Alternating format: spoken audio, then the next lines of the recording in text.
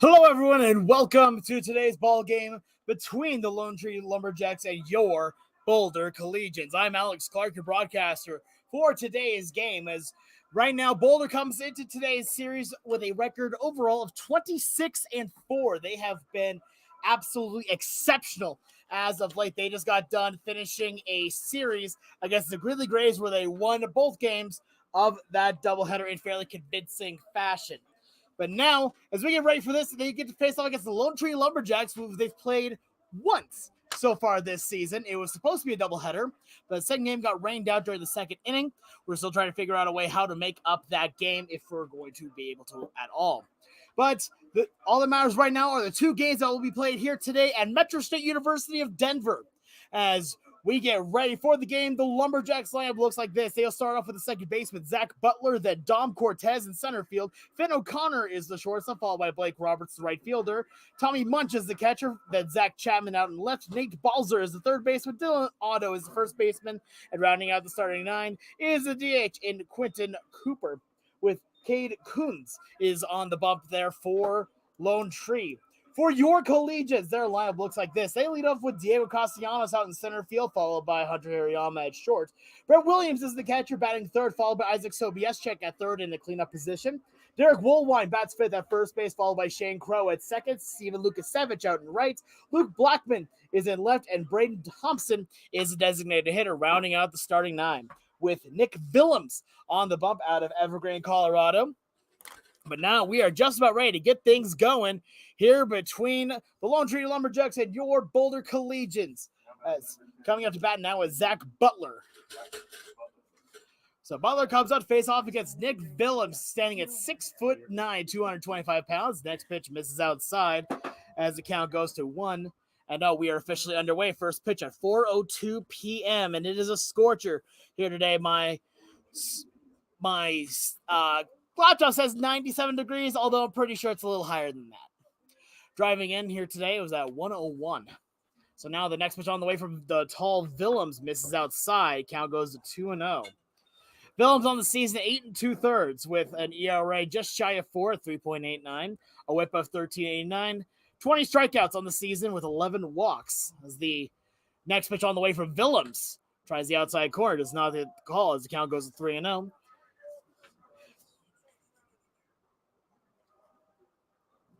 So now Willems again, we see him mostly just likes to work from the stretch. As the next pitch on the way is taken for a strike on the fastball. The first strike he has thrown. Count goes 3-1.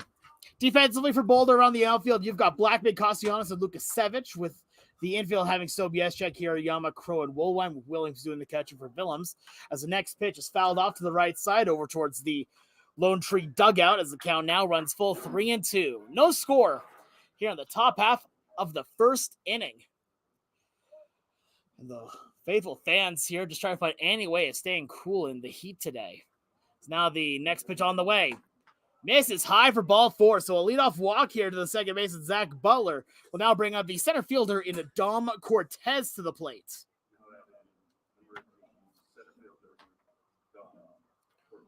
And to make things even worse, I should say, for the fans and potentially even the players on this too, there is some wind going on right now. However, that wind seems to be blowing in more hot air than anything. So it's making it just more. His next pitch is a deep drive to right, but hooking foul past the tennis courts to the right side. As Dom Cortez now has a count of 0-1. Boulder against Lone Tree on the season is 1-0 so far. Then you got into the second inning of a game between the two, but it was tied at 0 at that as the next pitch and off speed tries the outside corner, doesn't get the call, as the count now goes to 1-1. No score here in the top half of the first inning. Again, today's home game being presented at Metro State University of Denver.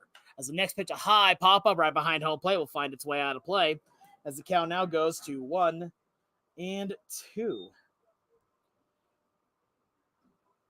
With the season for Boulder getting notably shorter here as we are in the last week of games. Next pitch is fouled off to the left, brings the count out of 1-2. So if you want to keep on with the Collegians, make sure you are subscribed to their YouTube and hit the little bell icon there down below, as that will let you be notified whenever Boulder has a game, whenever their live stream goes up. As now Nick Willems is set and ready to run around at first as Butler. The 1-2 misses outside on the off speed as the count goes to 2-2. Pitch mix for Willems. He has that 4-seamer with a 2-seamer that he puts in every now and again with a slider, a changeup, and a curveball. But that curveball and slider seem to kind of mix together into more of a slurve. Now the next pitch swung on and missed for strike 3, and that's the first out of the inning here for Nick Willems, as that'll bring up the shortstop and Finn O'Connor.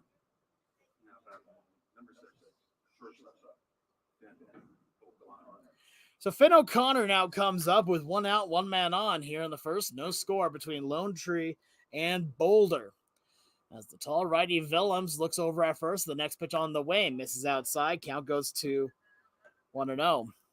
For Willems on the season, velocity-wise, we've seen him top out about 91, 92 miles an hour, but can consistently, when he's on point, can hit 90 or above. The next pitch on the way takes that one for a strike on the lower part of the zone. Count now levels at 1-1.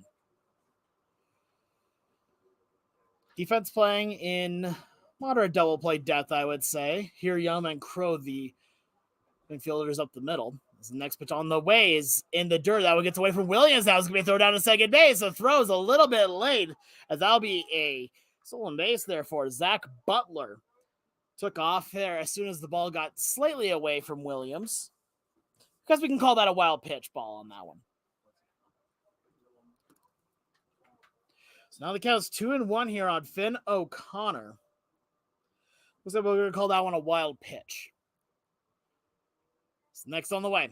Ground ball taken by Woolwine. At first, he takes it to the back himself for the out. On the play, Zach Butler moves over to third, but that's the second out of the inning, as that'll bring up the right fielder, the cleanup hitter, in Blake Roberts.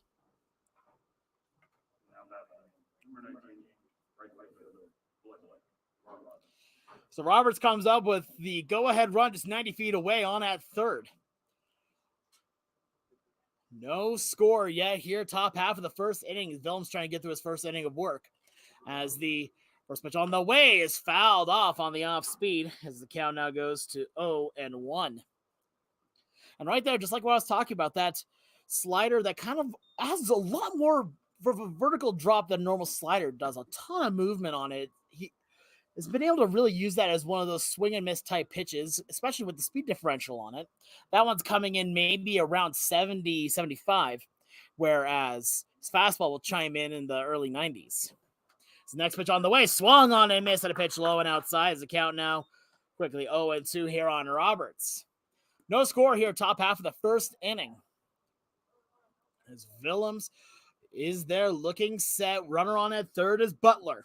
No score yet here from MSU Denver. Next pitch on the way. Misses outside, gets away from the catcher, but there's going to be a play at the plate. The tag is not applied in time, as Zach Butler gets home safely, as Lone Tree takes an early 1-0 lead off of another wild pitch. And now that brings us down to 1-2 here on Roberts, and Lone Tree takes an early 1-0 lead here in the top half of the first inning. Was one strike away from getting out of the inning unscathed, but now comes up with nobody on, a count of 1-2. The next pitch from Willems misses outside, as that one lands in the left-handed hitter's batter's box. As the count now goes to 2-2. The 2-2, 2 outs. Nobody on, as Lone Tree leads by 1. Willems looking in. The next pitch on the way is driven into left off the off-speed pitch, but going for it is Lucas Seno. Just going to drop in for a base hit. 2-out single there for Blake Roberts, as he just found the off-speed and was able to poke it out into left. That's a 2-out base hit for him, and that'll bring up the catcher, Tommy Munch.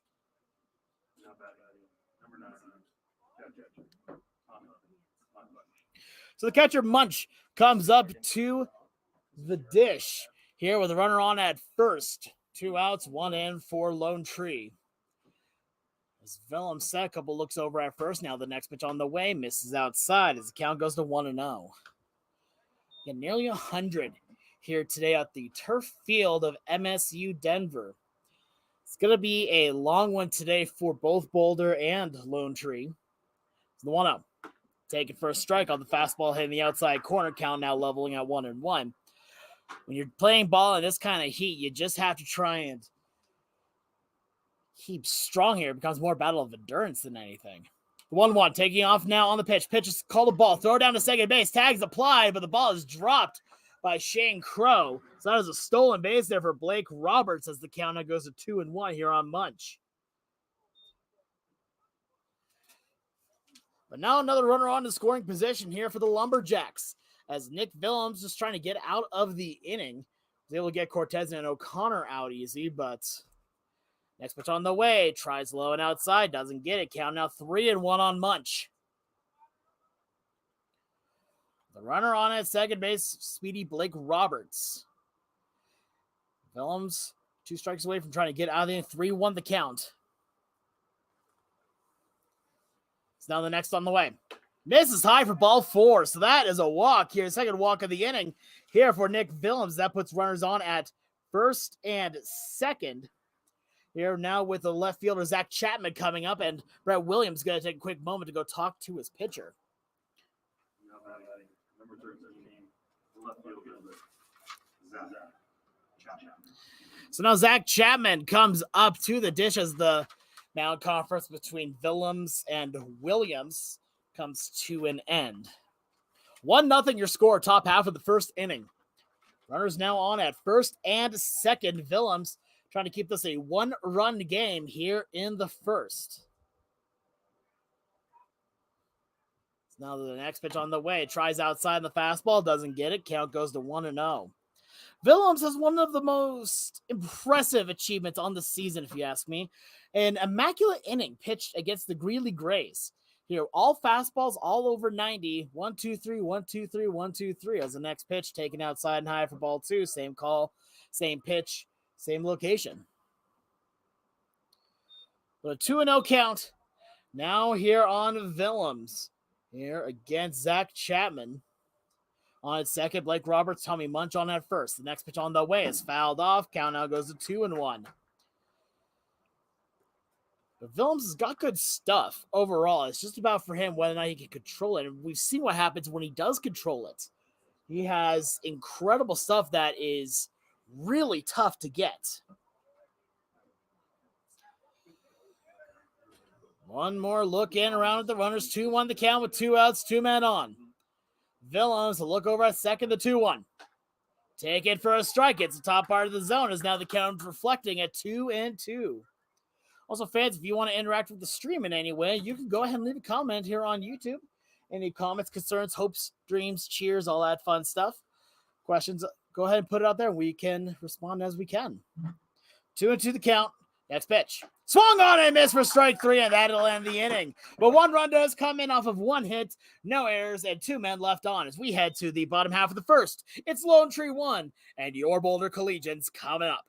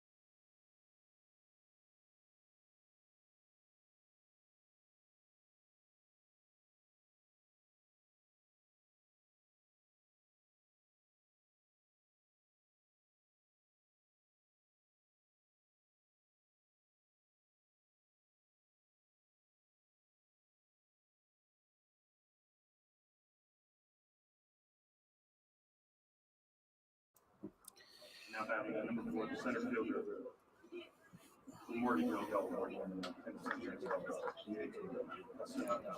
Diego Castellanos ready to lead things off here for Boulder. Bottom half of the first inning as Cade Coons is going to come up and pitch here. The lefty v lefty matchup.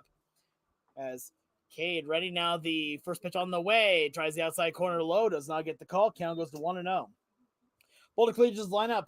You have Diego Castellanos followed by Hirayama, Williams, Sobieschek, Will One, Crow, Lukasevich, Blackman, and Thompson. So now the next pitch on the way from Cade is a slider, misses outside as the count now goes to 2-0.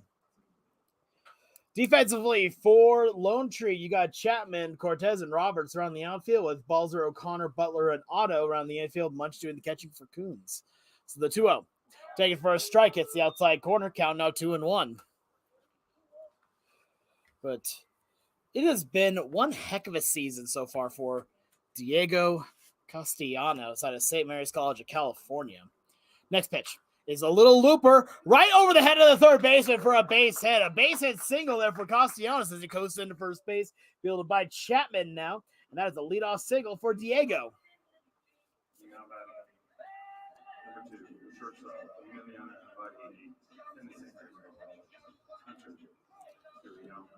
So Hunter Hirayama comes up to the dish here with a runner on at first and nobody out. The Hawaiian native ready to hit once more as the next pitch on the way from Coons is taken for a strike. It's a low outside corner as the count now goes to 0-1. Hirayama has been one of the most fun success stories to see this season, where his batting average has just grown and grown and grown as the season has gone on. Couple looks around now, the 0-1. Takes it low, but ball gets away from the catcher Munch, but no advancement there from Castellanos as the count goes to 1-1. Around the early bit of the season, he was in the leadoff spot and was not producing very well.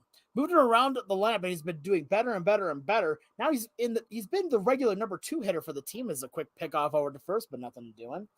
Since that move, and since being taken out of the leadoff spot, his batting average has really risen to now it's at a cool 269.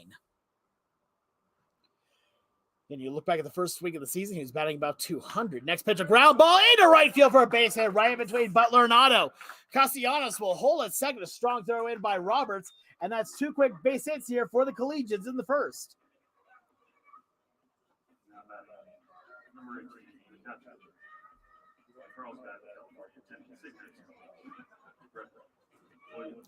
Brett Williams now comes up with runners on at first and second as the catcher Munch goes and talks to his pitcher Cade for just a moment here, just trying to get him settled back on. But that's something that Boulder's going to do to you. They are going to attack early on this, and if they find a pitch they like, they will not hesitate to drive it just like that. It wasn't the absolute hardest hit ball, but it finds the hole right between first and second for a single. But now, one of the big hitters for Boulder coming up here in Brett Williams. As it looks, first pitch on the way is a curve that misses low. Count goes to 1-0. Williams batting over 500 on the season, 521.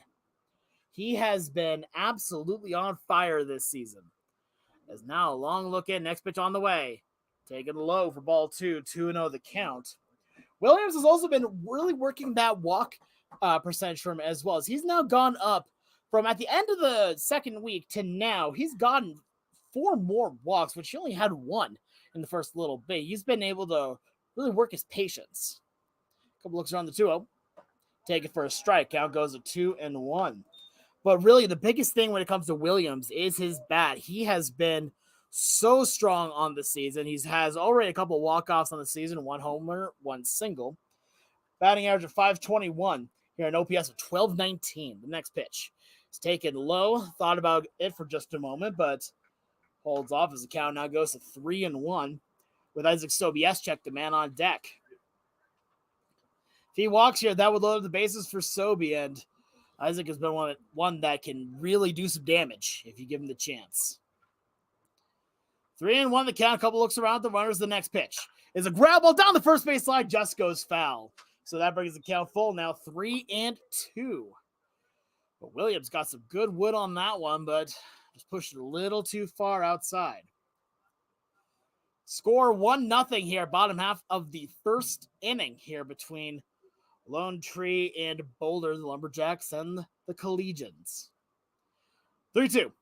Ground ball in the infield. This one's going to find its way into left for a base hit. Castellanos makes the turn. There's going to be a throw at the play. The throw is offline, and it's cut off by the pitcher. Great back and work there by Coons. But Boulder gets a base hit, an RBI single there for Brett Williams. They tie it up here, 1-1 here in the bottom half of the first inning.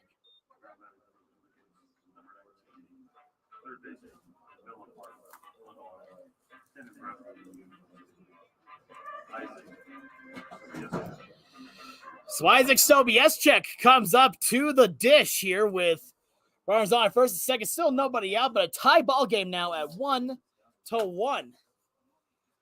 Sobieschek has been a big power hitter for the team as the next pitch on the way swung on and missed. Count goes to 0-1. Slugging .675 on the season.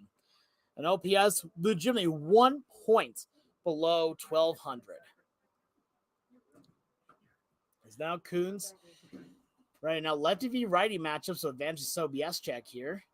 Takes a couple looks around the 0-1. Swung on and missed on the big breaker. Count now goes 0-2 now on Sobieschek.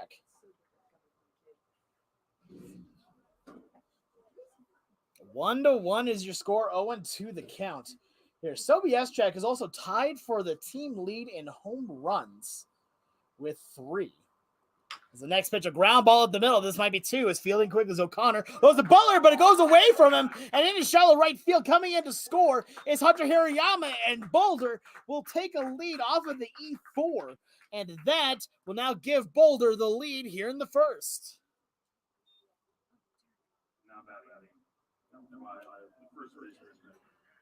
Boulder, Colorado.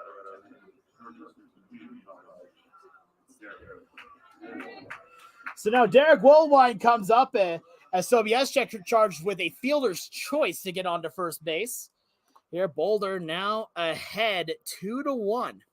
As now comes up Derek Woolwine, first pitch taken for a strike. Count goes to 0-1.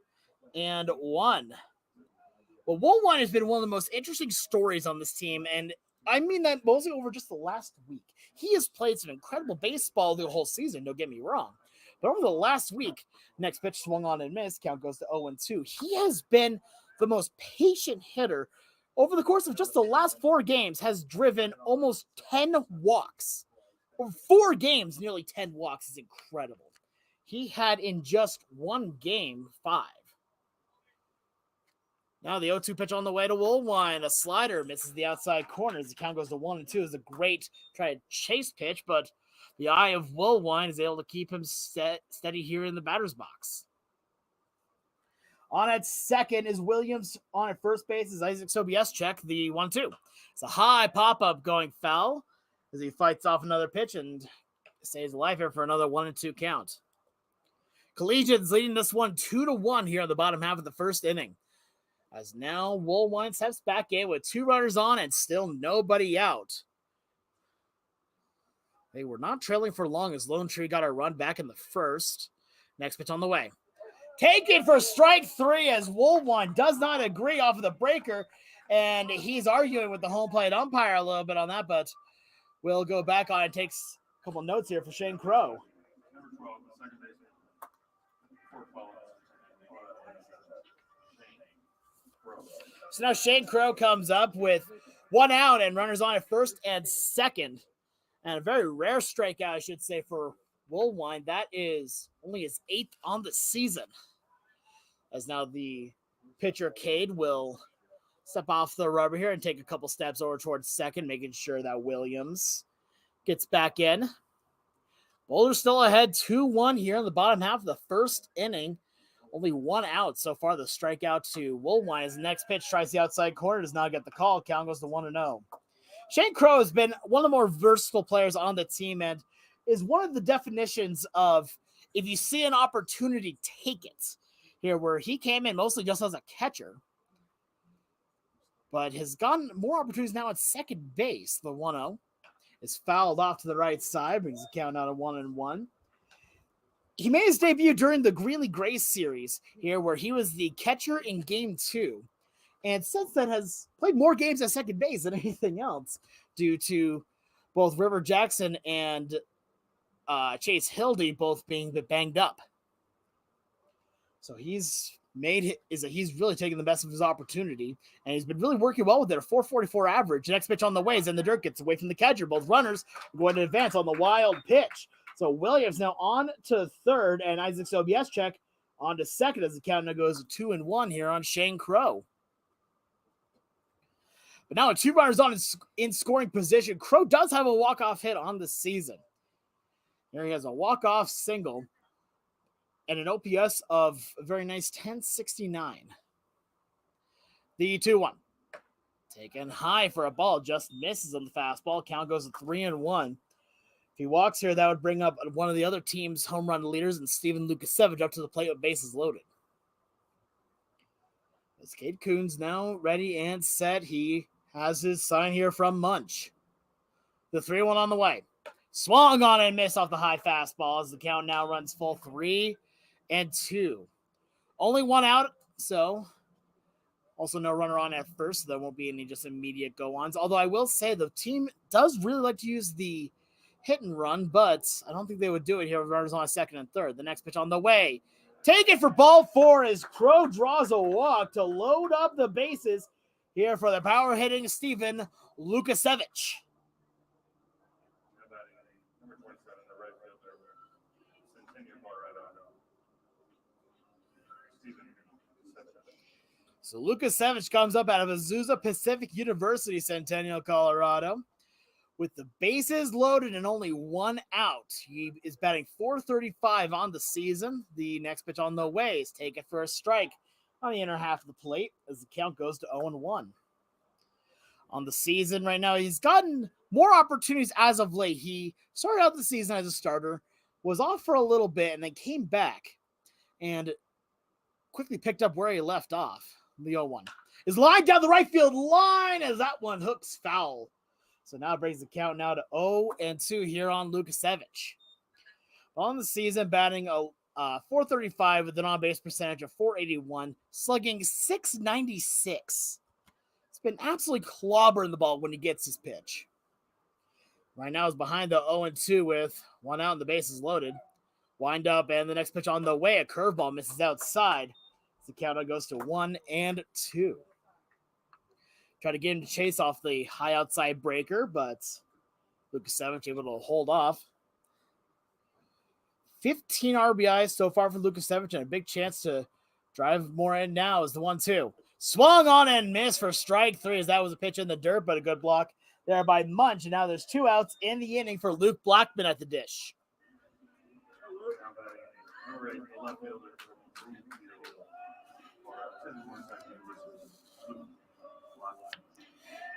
All right, so the cool young Luke comes up to the dish here with bases loaded and 2 outs. A big chance here to score as the first pitch on the way to him is taken for a strike. Count goes to 0-1.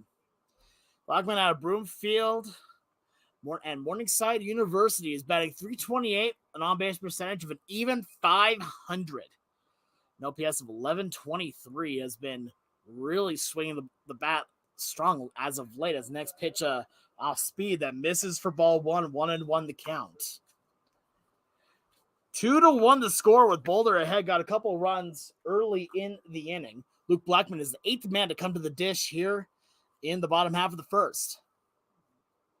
Next pitch on the way is grounded foul to the left side as that one will be snagged in the Collegians dugout, trying to see who made that. And I think it looks like it was Sobieschek who got it, but I don't think that's correct given the fact that Sobieschek is on his second base.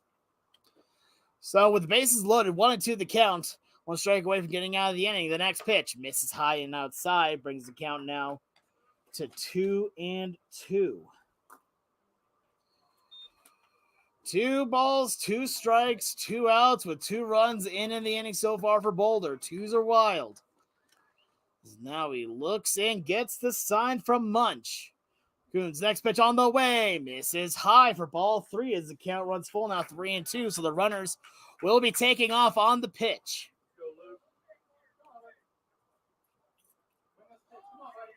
On at third is Williams. Sobieschek on at second. Crow on at first. big chance for Blackman. He puts something in the gap here, could score 3. Now the payoff on the way. It's fouled right behind home plate, and if that fence and these windows were not here, I'd be making a play on that one.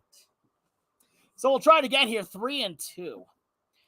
2-1 is your score. Boulder ahead, but both teams putting up at least one run here in the first inning shows this one may be an offensive showcase between both sides. But not if Nick Willems has anything to say about it. The runners take off. 3-2 on the way. Misses outside for ball 4. So that is a walk-in RBI there for Luke Blackman, as Brett Williams will score from third. On to third now. So Check Crow to second, and Blackman's now on at first for the DH and Braden Thompson.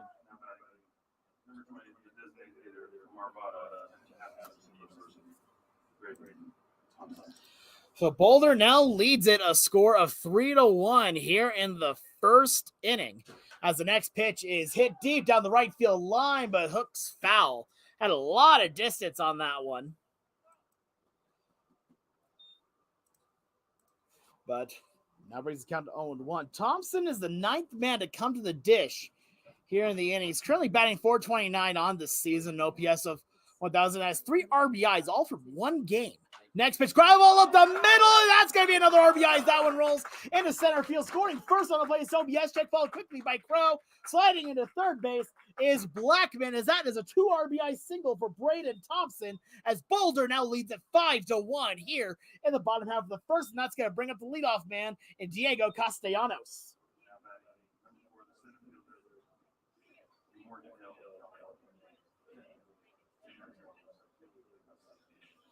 So Diego Castellanos, but first we're going to have a mound visit here for the Lumberjacks here, as the Collegians have batted around here in the first inning, scoring 5 runs, and still have runners on at the corners here in the bottom half of the first inning. And while we have this pitching coach visit, we'd like to thank some of our sponsors for today's game in Alpine Bank, as well as the Boulder, Hazel's Beverage World, and definitely not to forget to mention WK Real Estate and Stretch Zone, all proud sponsors of your Boulder Collegians.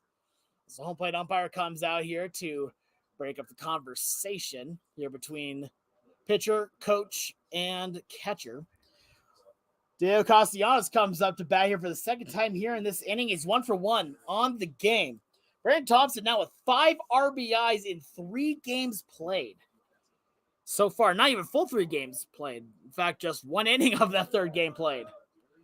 And now Castellanos comes out with runners on at first and third. On at third base is Luke Blackman. Braden Thompson on at first. The first pitch on the way is a high, deep drive into right center field. Does it have enough? It does! Goodbye, baseball! Diego Castellanos with a 3-run home run, as Boulder now takes an 8-1 lead here in the bottom half of the first inning. And Boulder has been absolutely on fire today. Right now, already 8 runs here in the first inning. Scored both Blackman and Thompson, as now that'll bring up Hunter Hirayama to the dish. So Hunter Hirayama now comes up with 2 outs and nobody on. But Boulder has been crushing it, as the next pitch is taken for a strike. Count goes to 0-1. Hunter Hirayama singled and got a run scored, although that was an unearned run. So now the next pitch on the way. Misses low and outside. Count goes to 1-1. Looks like there is an arm warming up for Lone Tree. But Boulder now up by 7 here still in the first, as the next pitch on the way misses outside on the breaking ball. Count goes to 2-1. But for Diego Castellanos here, that is his 3rd home run this season, as the next pitch taken for a ball. Count goes to 3-1. So actually, that's only his 2nd home run this season. My apologies.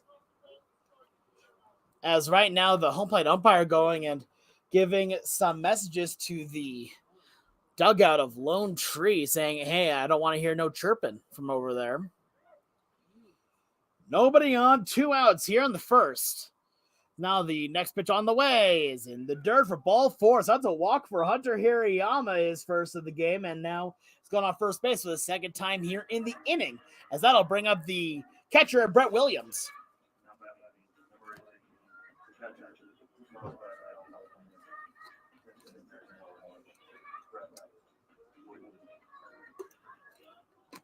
Brett Williams comes up with a runner on at first base. He drove in the first run of the game for Boulder, as now we have a pickoff over to second. Hirayama took off a little early. The tag's applied, and they got him. So constantly, Hunter Hirayama will end the inning, but 8 runs scored, but only 7 earned off of 5 hits, 1 error, and nobody left on. As we head to the top half of the second, Boulder a commanding 8-1 lead.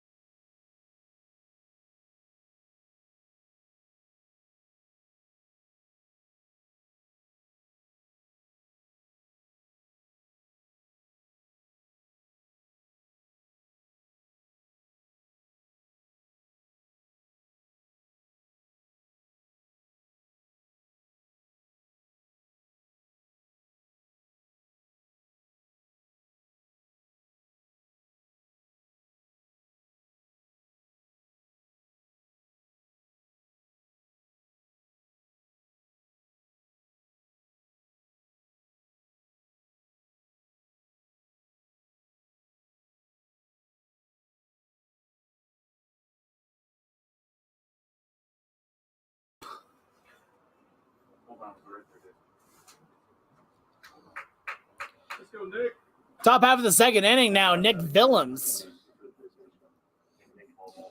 Nick Willems comes up now with a bit of renewed confidence here. 8-1 the lead with Boulder ahead, as Nate Balzer comes up here, his first time up, as the first pitch on the way from Willems is fouled off to the right side. That will find its way, looks like, towards the tennis courts. It's made its way too, as the count goes to 0-1. Boulder ahead 8-1 in the top half of the second inning. After giving up 1 run to Lone Tree, Boulder gets 8 as the next pitch misses outside. Count goes to 1-1. But Boulder absolutely exploding for 8 runs in the inning, led by a 3-run home run by Diego Castellanos. Next pitch on the way, a high chopper in the infield as Hirayama fields it. Goes over to first. That was a little trouble with his handling, but it gets it there in time for the 6-3 ground out. As now that'll bring in the first baseman and Dylan Otto to the plate.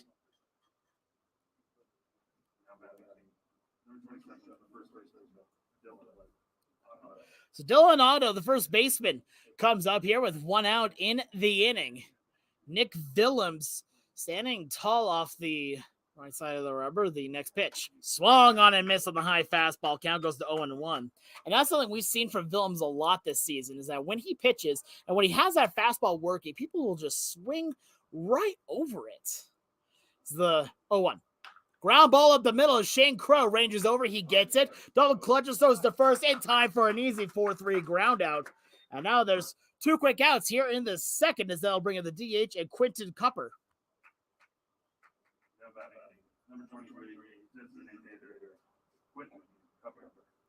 So Quentin Cupper comes up to the dish here with 2 outs here in the second, as now the next pitch on the way from Willems is a high pop-up to the right side, as the count now goes to 0-1. Being told is Quentin Cooper, not Cupper. The lineup card, not too clear on that. 0-1 the count. Now next pitch on the way. Misses way outside, as that one lands past the opposite batter's box. Count goes to 1-1.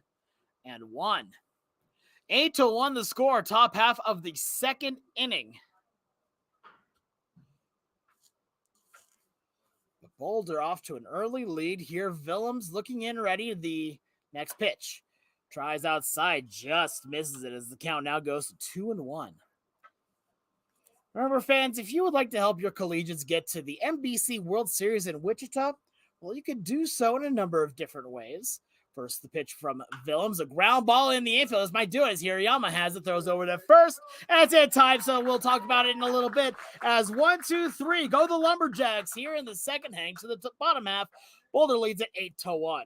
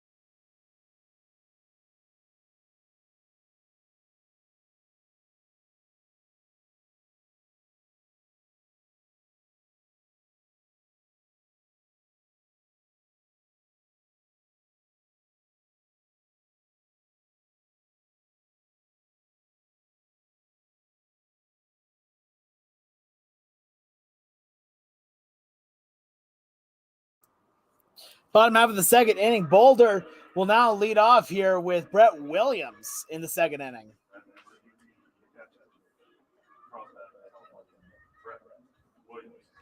So Brett Williams comes up here. He did appear in the bottom half of the first inning for a second time. The first pitch on the way is a curveball taken for a strike. Count goes to 0-1, but before a pitch could be thrown to him, there was a pickoff that got Hunter Hirayama out at second. So as that bat was cut short, so now he gets his next try. Here against Gabe Coons. The next pitch is deep drive into center field, going back for his Cortez. He's there, and he makes the catch in center left field. As now that'll bring up the first baseman and Derek Woolwine to the plate. Now batting number 19, the third baseman. Oh, yep. Middle Park, Illinois. My apologies, it's Isaac Sobieschek coming out to hit. I had a little snafu there on my scorecard. As now the next pitch on the way, tries it outside off the two-seamer. As the count now goes to 1-0. Nobody on and 1 out here in the bottom half of the second. Next pitch on the way is a high drive into shallow left center field. Going back as a shortstop. He leaps and he makes the catch. What a catch by Finn O'Connor as he leaps and has his left arm extended to make the play for the second out of the inning. As that'll bring up first baseman and Derek Woolwine. Number 5, first baseman, Boulder. So Derek Woolwine comes up. He struck out looking for the first out back in the first inning. As the next pitch on the way is a slider. Tries the outside corner. Doesn't get the call. Count goes to 1-0. Boulder ahead 8-1 here in the bottom half of the second inning. Here already 2 outs here. Not very many pitches thrown. Only about 6, I believe, is the next pitch on the way. Tries the outside corner. Same position. Same call. Count goes to 2-0. If you want to help your collegians get to the NBC World Series in Wichita, go to bouldercollegians.com. His next pitch is lined to the right. That's going to drop in for a base hit as Roberts will field it, and that is a base hit, the first of the day here for Derek Woolwine as he stands on at first. As that'll bring up the second baseman, Shane Crow. Second baseman, So Shane Crow comes up, and if you go to bouldercollegians.com, you can donate to the team or buy some merch. As a pickup goes to first, and it goes away from the first baseman here, allowing Woolwine to coast into second base, as now he will advance on the pickoff. So call that one an E1. as he goes over to second base on it. As now Shane Crow comes up with 2 outs and a runner on at second. But you can buy merch at the website, or you can also go find the Boulder Collegians on GoFundMe, as they're trying to raise money to be able to afford the trip to Wichita. Next pitch. It's taken for a strike on the top part of the zone. Count goes to 0-1 here on Crow. 2 outs here in the bottom half of the second inning. Boulder's not scored any runs yet in the inning, but scored 8 back at the first. Next pitch, a curveball tries the outside. Mudge tries to frame it for the home plate umpire, doesn't get it as the count now levels at 1-1. Shane Crow walked and scored a run his last time up. And that was his 6th walk on the season. Now the 1-1. Misses way outside and a good leap and grab there by Munch. Count goes to 2-1. 5 walks out of 37 tries. His percentage has gotten slowly better over the course of the season. Now a long look in here from Coons. Next pitch is popped up to the right side. This one might be playable. Instead, it will find its way above the dugout of the Lumberjacks. So we'll try it again, but now the count evens up at 2-2. 2 balls, 2 strikes, 2 outs, runner on at second here in the bottom half of the second inning. So now Cade Coons trying to get through an inning scoreless here in the bottom half of the second. The next pitch swung on and missed for strike 3, and that will end the inning. So no runs, 1 hit, 1 error, and 1 man left on as we head to the top half of the third. Boulder's ahead 8-1. You're watching today's baseball action here on Boulder Collegians Baseball YouTube.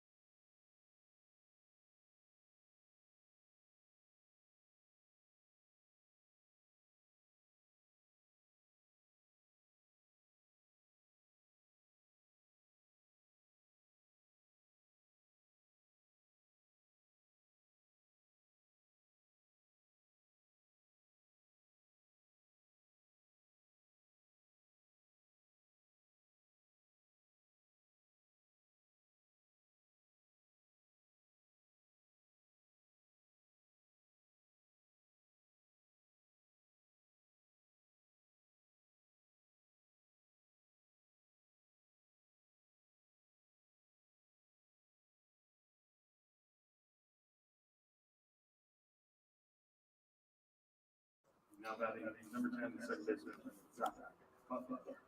Zach Butler ready to lead things off in the top half of the third inning as Boulder's ahead 8-1. Hello, everyone. I'm Alex Clark, your broadcaster for today's game. As Willems is set, now again ready, his third inning of work. The next pitch tries outside, doesn't get it. Count goes to 1-0. So one time through the lineup here for Willems has given up 1 hit and just 1 run. But it's really calmed down since the first inning where he also walked 2 as the next pitch, a fastball taken for a strike. Count goes to 1-1. He sat down to the 7, 8, 9 hitters 1, 2, 3 off of 3 groundouts to end off the second inning as the next pitch on the way from Willems tries low, doesn't get it. Count goes to 2-1.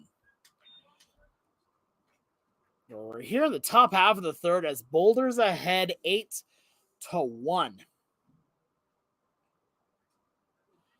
Next pitch on the way from Willems is lined down the right field line as that one is a foul ball, says the base umpire. So now we'll try it again here. The count reflecting at 2-2. But Willems on the season, again, has had his ups and downs. When he has been on fire. When he's been down, he's had his troubles. But right now, if he could keep like he did in the second inning, looks like maybe one of the really one of the good special outings from him as the 2-2. A ground ball in the infield, but goes far left. Count now stays 2-2.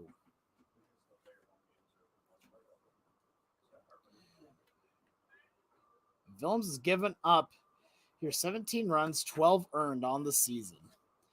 That ERA of 3.89. The 2-2. Check swing. Home plate umpire says he goes, and he knew it too. Strike 3, and that is the second strikeout of the day here. Third strikeout of the day for Nick Willems.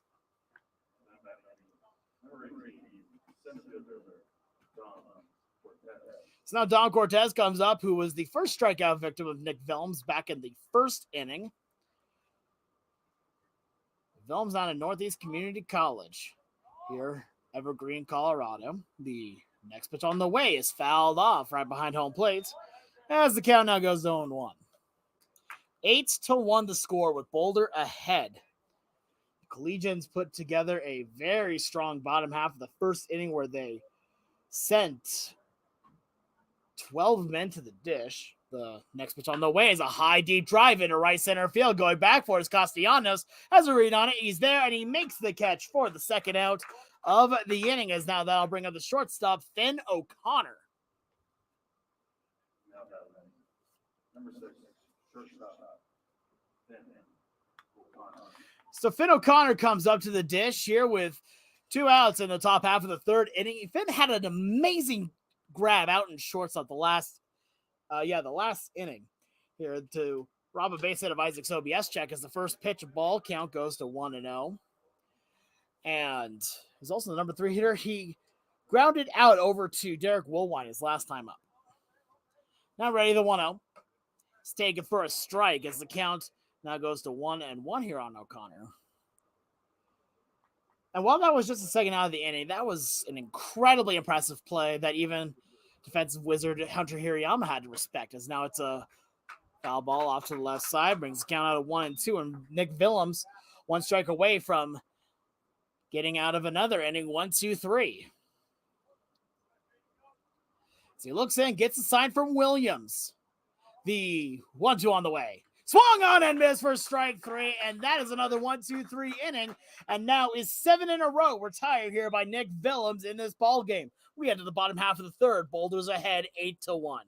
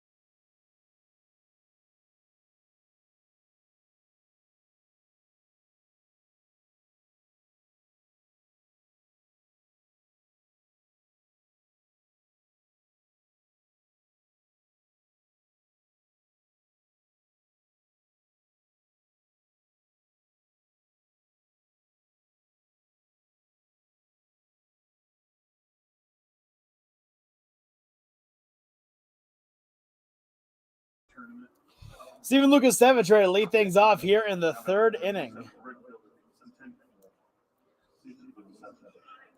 Lukasevich struck out swinging his last time up back in the first inning. We're now here in the bottom half of the third. Hits a liner right back up the middle, and that's going to go for a base hit. That one landing just about, I would say, half a foot away from the bag, as that is a leadoff base knock for Steven Lukasevich. You're getting things started, as that'll bring up Luke Blackman to the plates.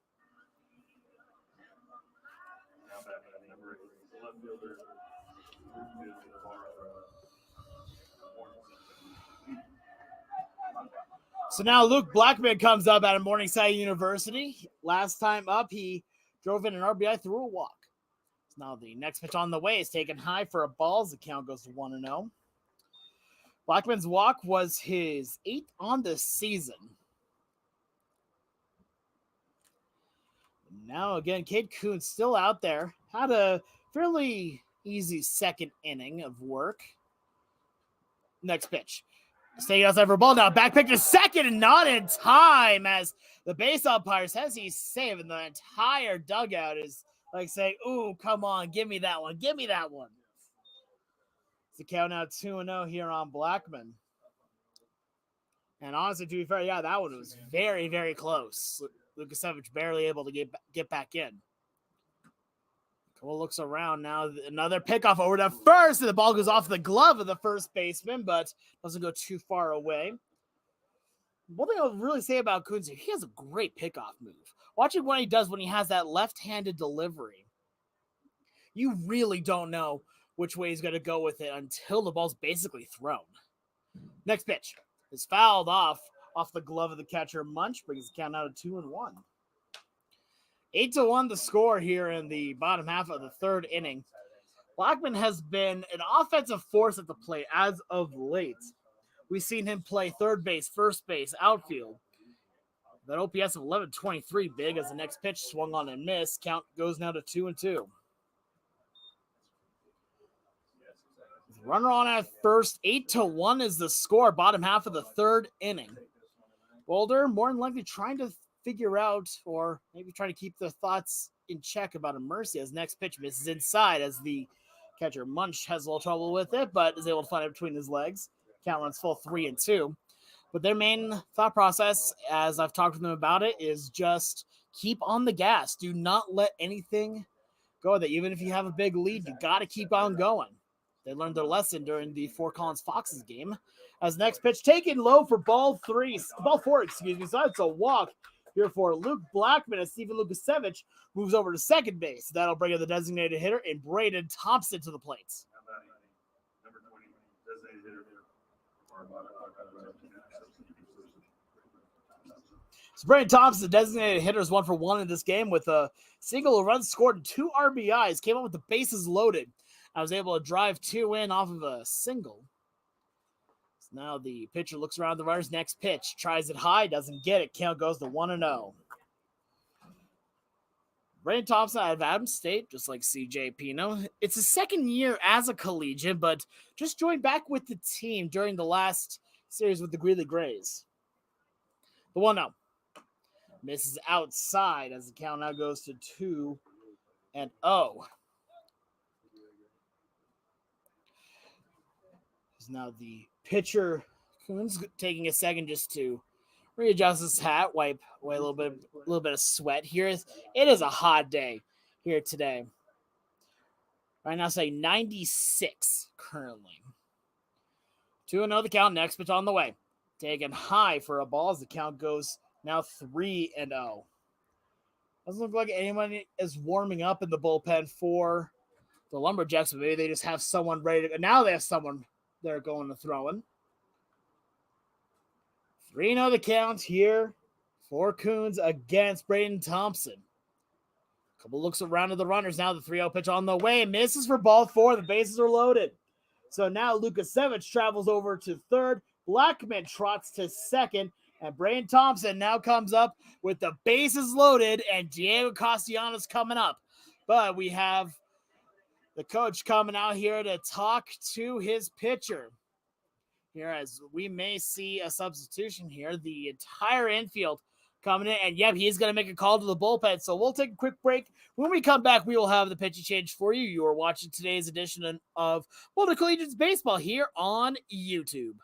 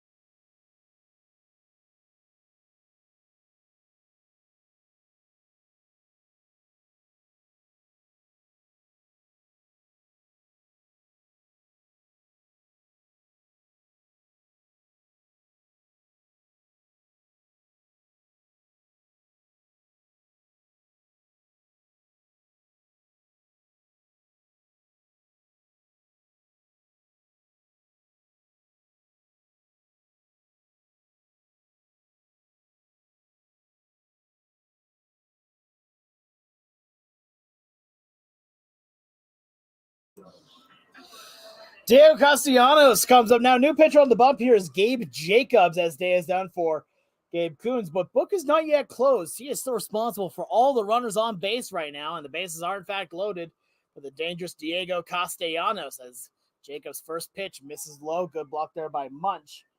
The count goes to 1-0. Castellanos has had a strong day so far today. 2 hits in 2 tries with a single and a 3-run home run. He also does have a grand slam on the season.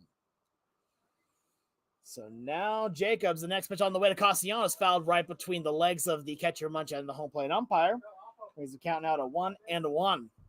Gabe Jacobs seems to throw a little bit harder than Gabe Coons does, but it's also a righty facing off now against the lefty in Castellanos, so give the advantage there to Castellanos.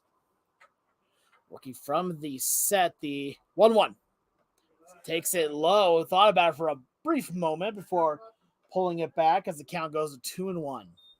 Boulder ahead 8-1 here, bottom half of the third inning, but a big chance for Castellanos to extend that lead. They lead by 7 currently. Now ready, the 2-1. It's a ground ball off of himself for a foul ball, so that now evens up the count to 2-2. No outs here, and the bases are loaded. About as much of a pressure situation that Jacobs can be put into at this point. Runner on at third is Lukasevich. Blackman at second. Thompson on at first.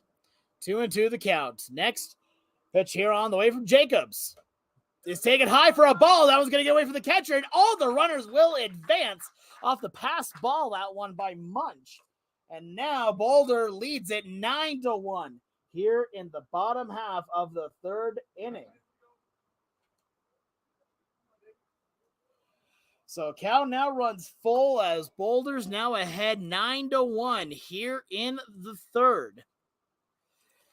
We're still runners on at second and third. That run again attributed to Coons. It's now the 3-2 on the way. Is lined down the left field line. That's a fair ball for extra bases.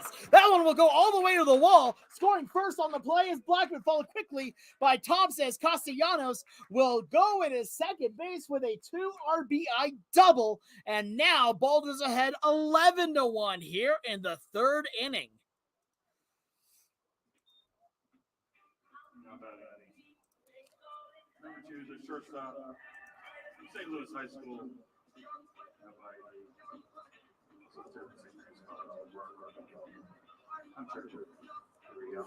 That's 5 RBIs on the day so far for Diego Castellanos and is 1 leg short of the cycle with a single, a double, and a homer. Now he's the most elusive one, the triple.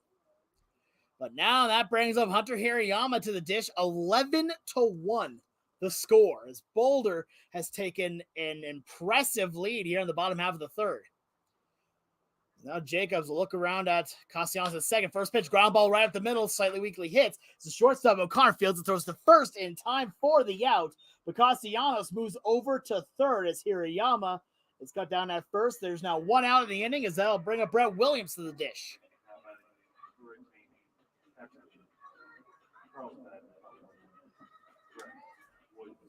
So now Williams comes up, who already has an RBI in this game.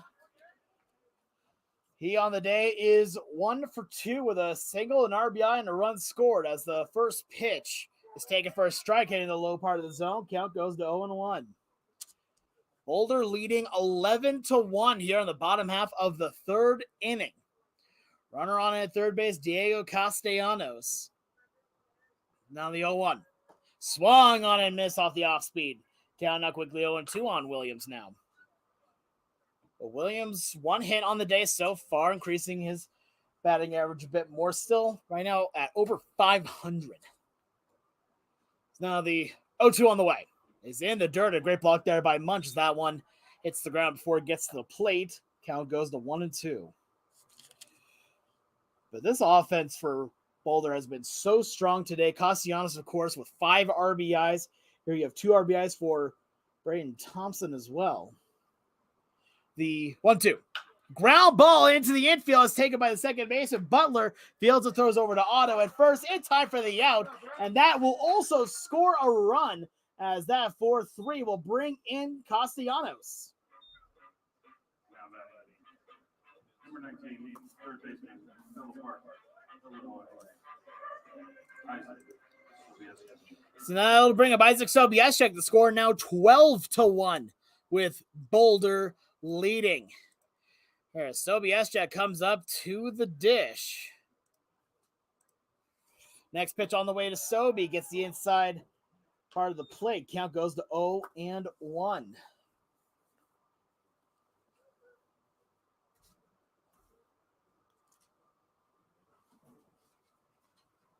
Next pitch. Tries it a little high, but does not get the call. 1-1 evens out the count. Sobieski on the day is yet to get a hit. He was robbed of a base hit back in the second inning after a great defensive play by Finn O'Connor at short. The next pitch gets the outside corner on the fastballs. The count now goes to 1-2 here now on Sobey. Sobieski did get on base back in the first through a fielder's choice. He would then later score. Now the 1-2 on the way. Swung on and missed at a pitch in the dirt here, and that will be strike three, and that will end the inning.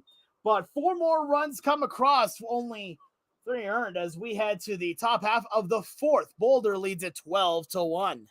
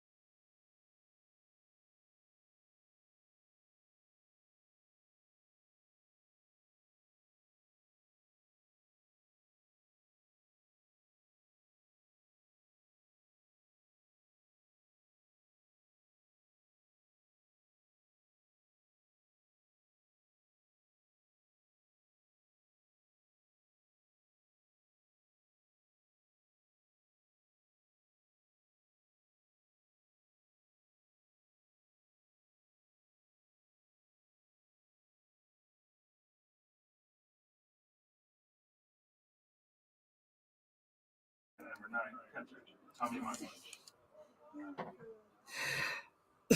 Coming up here to the plate, it's the right fielder number 19 here, as that's going to be a ground ball. Slide play by Hirayama. Strong throw to first, not in time. That's an infield base hit for the right fielder number 19 and Blake Roberts.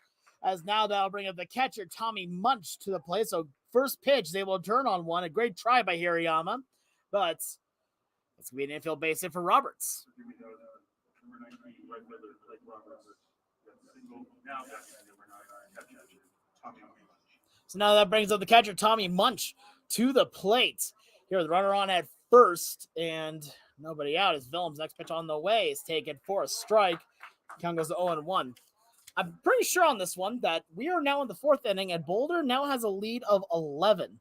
If they do not give up more than 1 run, then this game would end in a mercy after 3 more outs. So we have pickoff over to first, gets slightly off the glove of Will 1, but able to keep it close. Count goes to 0-1. So Lone Tree needs to score 2 runs here in the inning to keep this game a-going. We'll see that we've had a number of times where they have had a kind of lead like this, and it has not worked. As the next pitch taken for a strike inside, throw down to second base. The tag's applied, not in time, says the base umpire. So that's a stolen base there for Blake Roberts. Count now 0-2 here on Tommy Munch. Second stolen base of the day for Blake Roberts. Here as he barely beat in that throw. It was a strong throw by Williams. But a count now of 0-2. As Willems looks around at the runner, the next pitch on the way. A ground ball over the shortstop here. Yama looks the runner back, that throws over to first in time for the 6-3 ground out. And that's first out of the inning, as that'll bring up left fielder and Zach Chapman to the plate. Now batting number 13, the left fielder, Chapman. So Zach Chapman comes up. Last time up, he struck out swinging. He was the second strikeout victim of Nick Willems, who, if he gets through this inning, if it goes how the rulebook shows, then that will be a complete game for Willems. As he looks around at the runner, 1 out, 12-1 the score. Next pitch is a off speed that finds the zone. Count goes to 0-1. Boulder ahead 12-1, top half of the fourth inning. They have been firing on all cylinders offensively. Now the 0-1 on the way is fouled off to the left side as that one finds its way into the softball field, it looks to be. As the count now goes to 0-2 here on Chapman. With 1 out, the temperature still at 95 degrees. A good amount of clouds here, including some darker ones around, giving at least a little bit of shade here to the fans here at Metro State University of Denver. Next pitch. Misses outside as the count now goes to 1-2. CJ Pino now running out towards the bullpen here, maybe getting loose here just in case anything is needed. As Willems to look over at second, looking a little jumpy there as the 1-2 misses a little low. Count now evens up at 2-2. Top half of the fourth inning as Boulder has come out swinging in this game. 8 runs in the first, no runs in the second, but 4 in the third. As Diego Castellanos has been the big bat so far. Now ready the 2-2. Swung on and missed for strike 3. Another strikeout for Nick Willems. That is his 5th punch out on the game. And now that'll bring up the third baseman, Nate Balzer. Now batting number 20, third baseman, Nate Balzer grounded out over to Hunter Hirayama his last time up. There's Boulder ahead 12-1, top half of the fourth inning. Now looking around here once more, it's Willems. The next pitch is lined right up the middle. Going for his Castellanos. He can't get to it. That's going to drop in for a base hit. Fails off of a hop. Scoring from second is Blake Roberts. As now it's 12-2 after a 2-out single there by Nate Balzer. As now that'll bring up the first baseman, Dylan Otto, to the plate. Now batting number 27, first baseman, Dylan Otto. So Dylan Otto comes up with the, I'm going to call it the mercy run on at first currently. But Boulder ahead 12-2 here in the fourth. As Willems look over at the runner at first, the next pitch misses low for ball 1. Count goes to 1-0.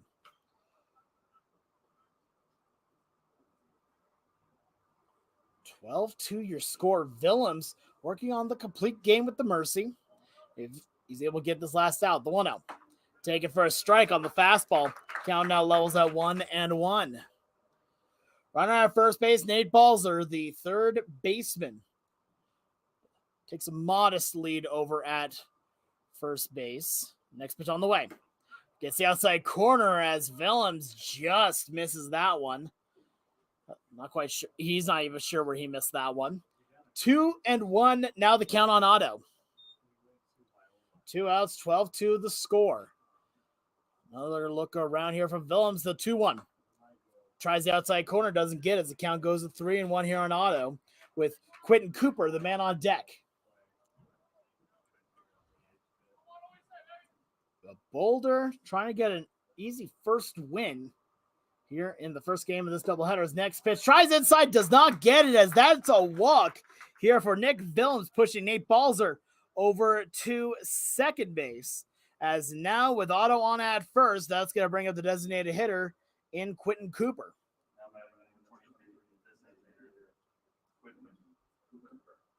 So Quentin Cooper comes up to the plate with runners on at first and second.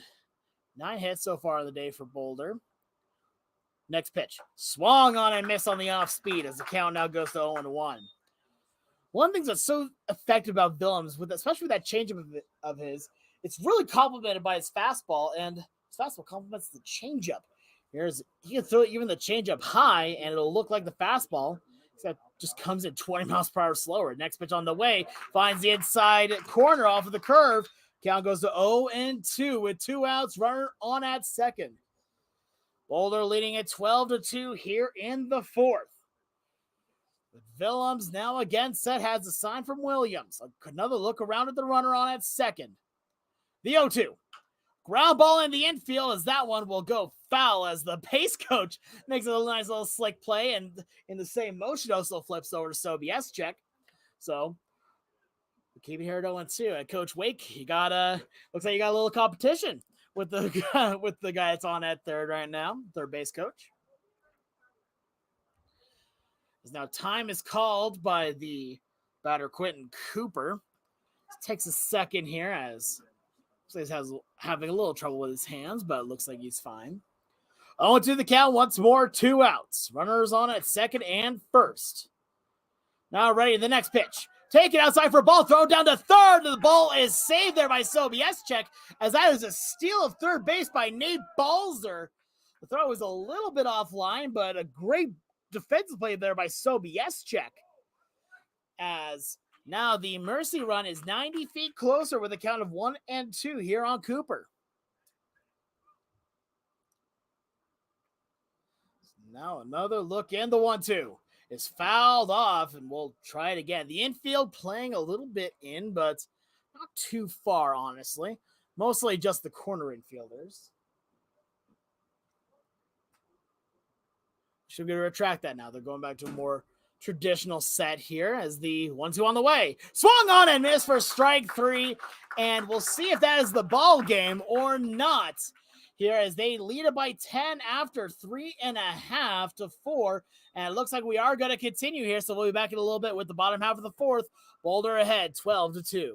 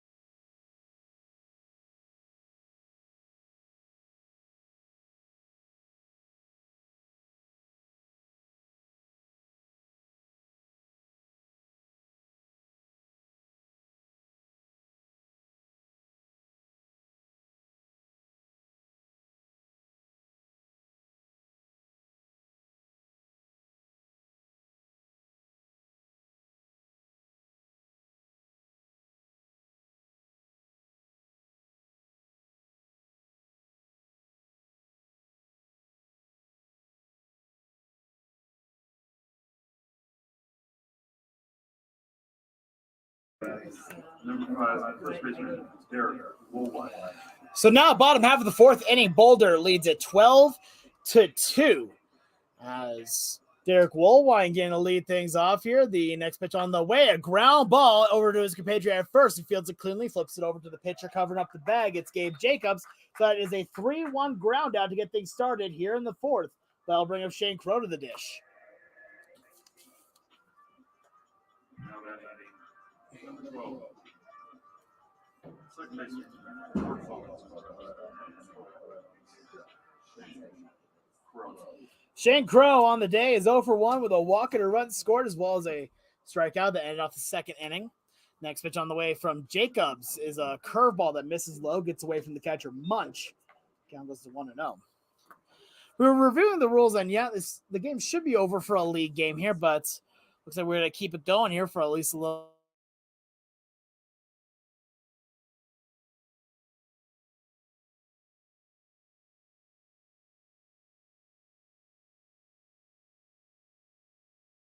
I think that was a hard play to make, but we're going to call that one an E6 as that one went off of the glove. So Shanko gets on via the error, and that'll bring up Steven Lukasevich. Now batting, number 27, the right fielder,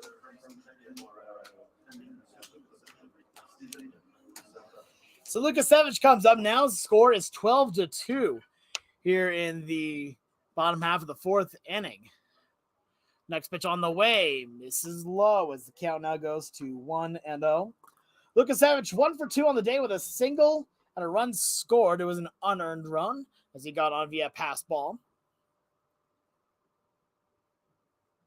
Now ready the next pitch on the way. Another ground ball up the middle. This might be 2. The shortstop takes to the bag himself. Throws over to first in time for that to be a 6U3 double play that ends the inning. So no runs off of no hits, 1 error, and nobody left on. We head to the top half of the fifth. Boulder's ahead 12-2.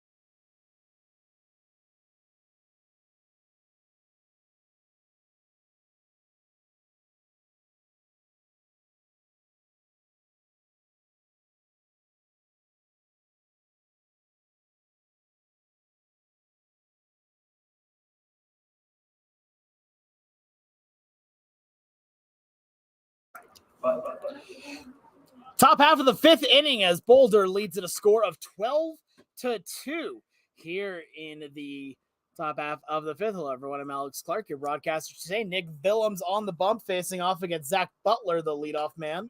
First pitch taken for a strike as the count goes to 0-1. Boulder ahead 12-2 here right now in easy mercy range here on the Lumberjacks. The 0-1 on the way, misses outside, gets away from the catcher Williams. Count goes to 1-1. Boulder has had 2 big offensive innings here, the first and the third. And during just those 2 innings have scored 12 runs. The next pitch on the way is a ground ball up the middle. Another high chopper off the turf as Hirayama bullet to first, and he gets him. Great play by Hirayama. A lot of times he'll just kind of lob it in there if he has the time, but that one was an absolute dart for the first out of the inning.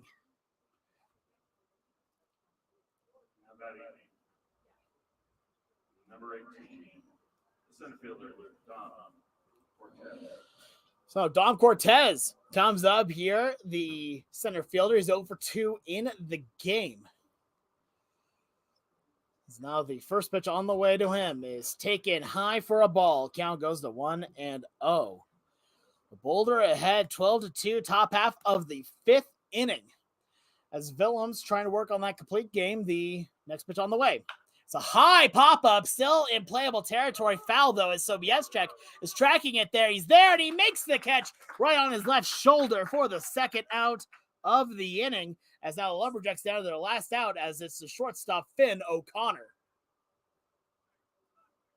Now batting, number 6, the shortstop, Finn O'Connor.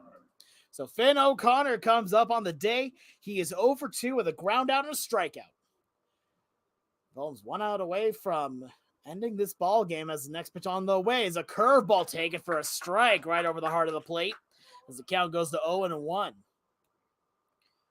But this game has been one of heavy offense here for Boulder. So the next pitch on the way is a ground ball. Sobieschek jumps, leaps, makes the catch, throws over to first, and it's in time. What a great play by Sobieschek.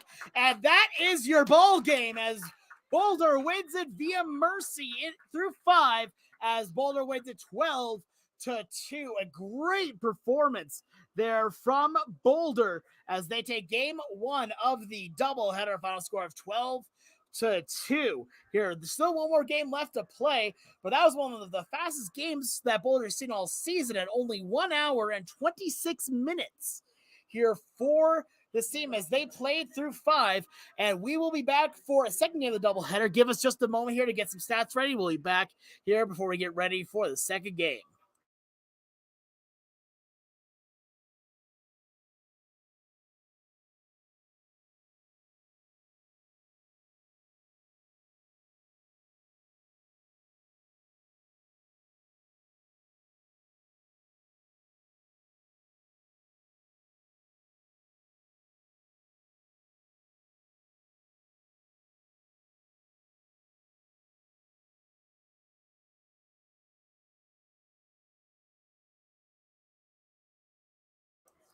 All right, again, once again, a final score from this game.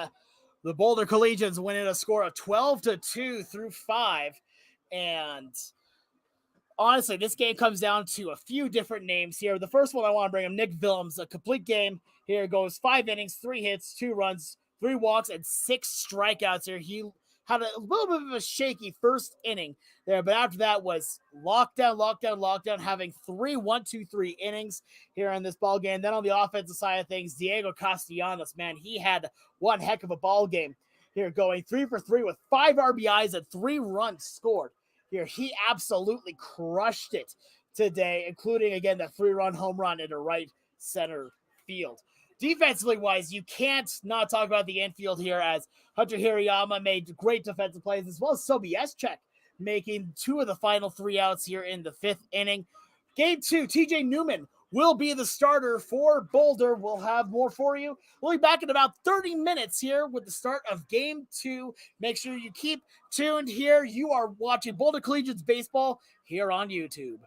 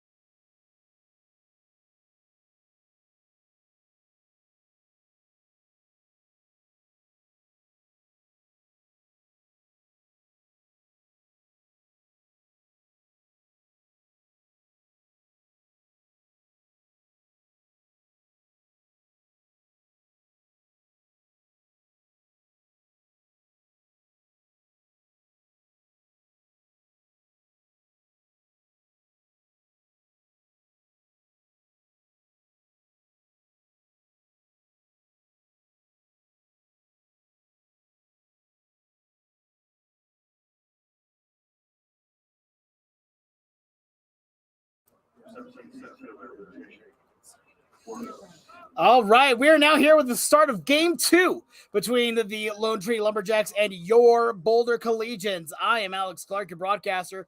For today's game is TJ Newman on the bump here for Boulder. First pitch, a ground ball to the new second baseman, Lucas Savage. He gets it. Throws the first, and the throw is wide. That one will go near the dugout. Now there may be a play at second as it's fielded by Newman, but he'll coast in the second after the E4. And that will get things started here with first pitch being at 6:04 p.m. But we are just getting things started here in this ball game. So we apologize for going in just a little bit late here on this. We were having some lineup issues. It was almost a great play by Lucas Savage, the second baseman here, but the throw goes a bit wide. So Jake Porras, the center fielder, goes out to second. So now Colin McKenzie, the DH, is up. First pitch is a strike. Count goes to 0-1. But TJ Newman, your pitcher here for Game 2, has had himself a stellar season with over 20 innings pitched, an ERA of just 1.02. Now ready, the next pitch on the way, a swung on and missed curveball. The count now goes to 0-2. Defensively for Boulder, you've got Blackman, Castellanos, and Brett Williams in the outfield. Left to right with Sobieski, Hirayama, Lucas Savage, and Woolwine around the infield, with Shane Crow doing the catching for TJ Newman. Newman's next pitch on the way. Gets away from the catcher, Crow, and that's going to let the ball, let the hitter go to third. Here, Jake Porras, off of the pass ball.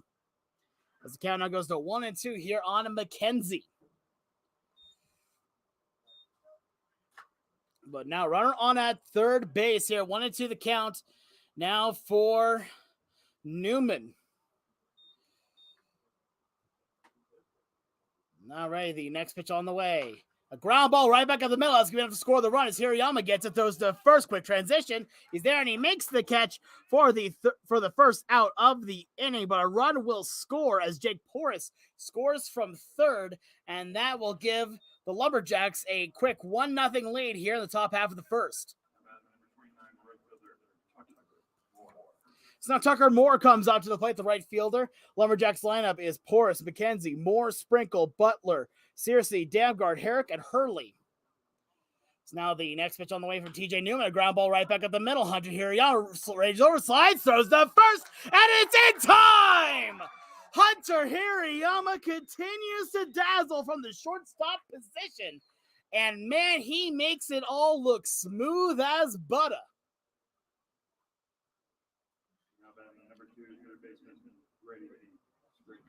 It's now third baseman Brody Sprinkle comes up to the dish. As first pitch on the way to Brody is taken for a strike as the count goes to 0-1. 1-0 the count here, top half of the first inning. As Lumberjacks off to an early lead with 2 outs now in the first. An unearned run for Newman as the next pitch taken for a ball, just misses that outside corner. Count now levels at 1-1. But Boulder coming off of a 12-2 victory over these Lumberjacks in game 1 of the doubleheader. As now Newman set, ready to go. The next pitch on the way is swung on and fouled into the glove of the catcher, Crow. Count goes to 1-2. I was actually talking with Mike Brunetti in between the games here. He was originally going to be catching, but a late change put Crow as the catcher with Brunetti as the designated hitter. The 1-2. A check swing, appeal down to first as he does not go. Count goes to 2-2. And he said, I love catching TJ Newman because it's like playing MLB The Show. I call it, and it just goes there. He is so good about hitting his spots and listening to his catchers. The 2-2. Lined into left center field. That's going to go for a base hit, probably more, as that one's rolling towards the wall. It'll go off the wall as Blackman will field it, coasting into second base. Now as Sprinkle thinks about third, but after the strong throw by Blackman, will stay at second. That's a 2-out, 2-bagger there for Brody Sprinkle here in the first inning, as that'll bring out the shortstop, Zach Butler.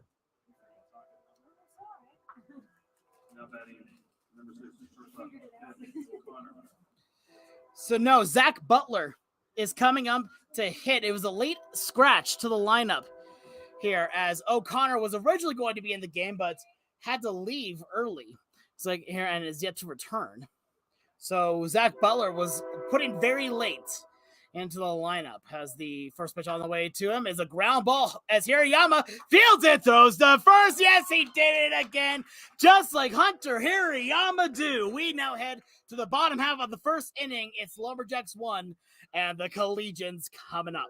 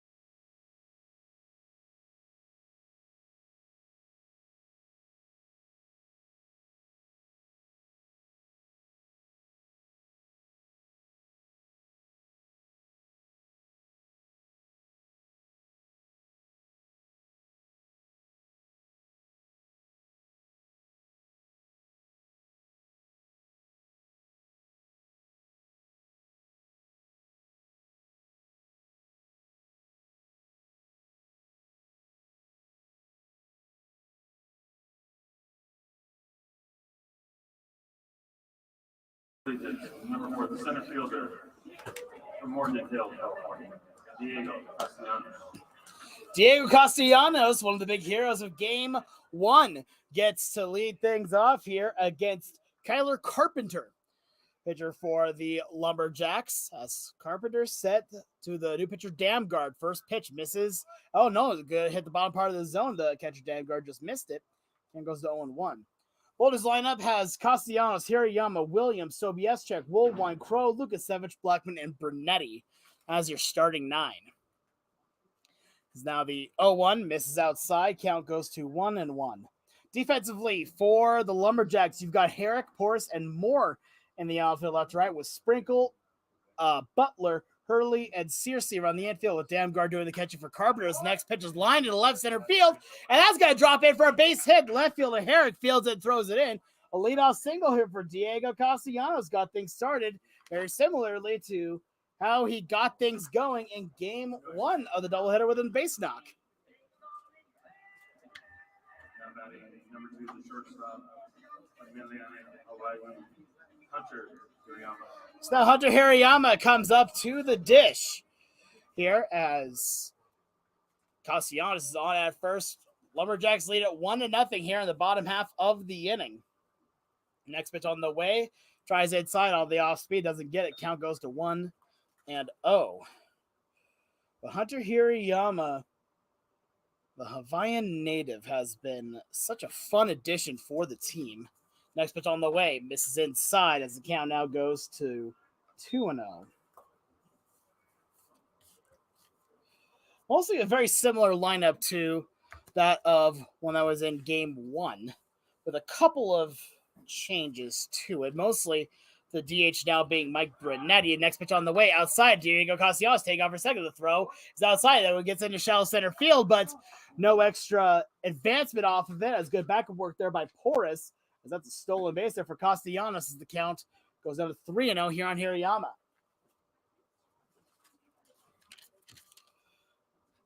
The count for Hunter, as this has been a good series for him defensively. The next pitch misses for ball 4, so 4-pitch walk here to Hunter Hirayama will put him onto second base. That'll bring up the right fielder and Brett Williams.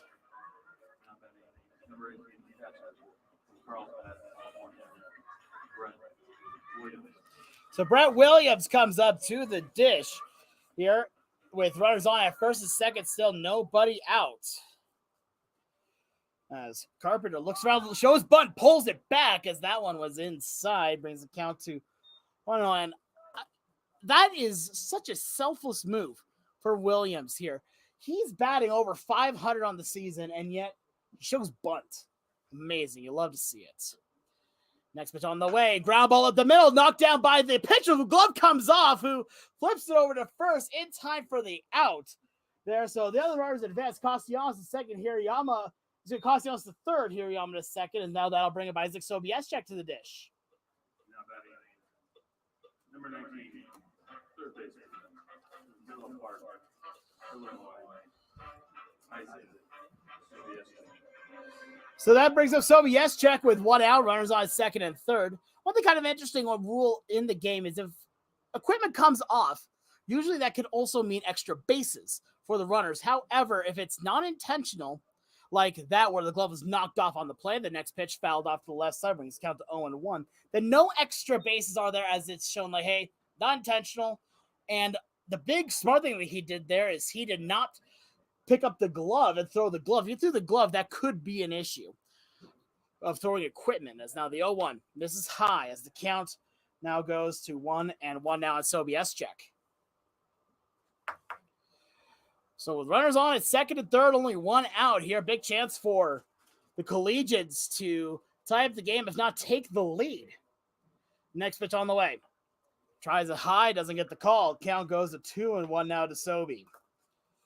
With Isaac Sobieschek out of Bradley University of Val Park, Illinois, batting .410 on the season, and his OPS literally 1 point below 1,200. So the next pitch on the way, a curveball that finds its way into the inner part of the zone. Makes the count reflect now at 2-2. But 1-0 the score, bottom half of the first inning.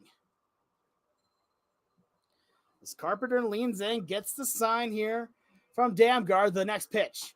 Taken for strike 3 on the outer half of the plate. And that is the second out of the inning, as that'll bring up the first baseman and Derek Woolwine to the dish. Now batting number 5, the first baseman from Boulder, Colorado, Derek Woolwine. So Derek Woolwine here, there's a little bit of talk about where he was going to be playing in this game, with Lukasevich being in right field during the last game.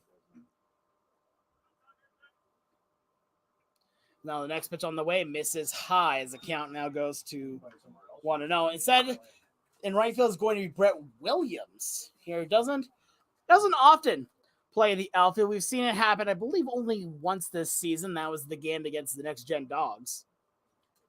Now he steps off here and needs to go talk to his catcher. Here, while we have this mound visit, we'd like to thank some of our sponsors. Here for today's game, we would like to thank Alpine Bank for their continued support of the Boulder Collegians, not to mention the Boulder, and Hazel's Beverage World. And of course, you cannot forget about WK Real Estate and Stretch Zone, all amazing sponsors of your Boulder Collegians. Well, with a score of 1-0 here in the bottom half of the first, Woolwine with a chance to tie up the game, if not give Boulder the lead. First pitch on the way to Woolwine. This is on the curve, as the count now goes to 2-0 on Derek Woolwine. So with 2 runners on at third base, Castellanos on his second base is Hirayama, the 2-0. It's a deep drive to right. Did he get enough of it? Oh, you bet that he did not. Oh, dang. It looked like he had his heel coast into second base. We can't really see the right field wall down this way here, but that was a 2-run double for Derek Woolwine, as now Boulder takes a 2-0 lead. As now that'll bring us Shane Crow to the dish. Now batting number 12, the catcher, Shane Crow. So Shane Crow comes up to the dish with 2 outs here and runner on at second base. But Crow comes up now as Boulder has now taken the lead here, 2-1 in the bottom half of the first. The next pitch, a curveball that finds its way to the inner part of the zone. Count goes to 0-1. Normally, that inside curveball is such a dangerous pitch because they can really turn on it, especially the right-handed hitters. But he's been making it work so far.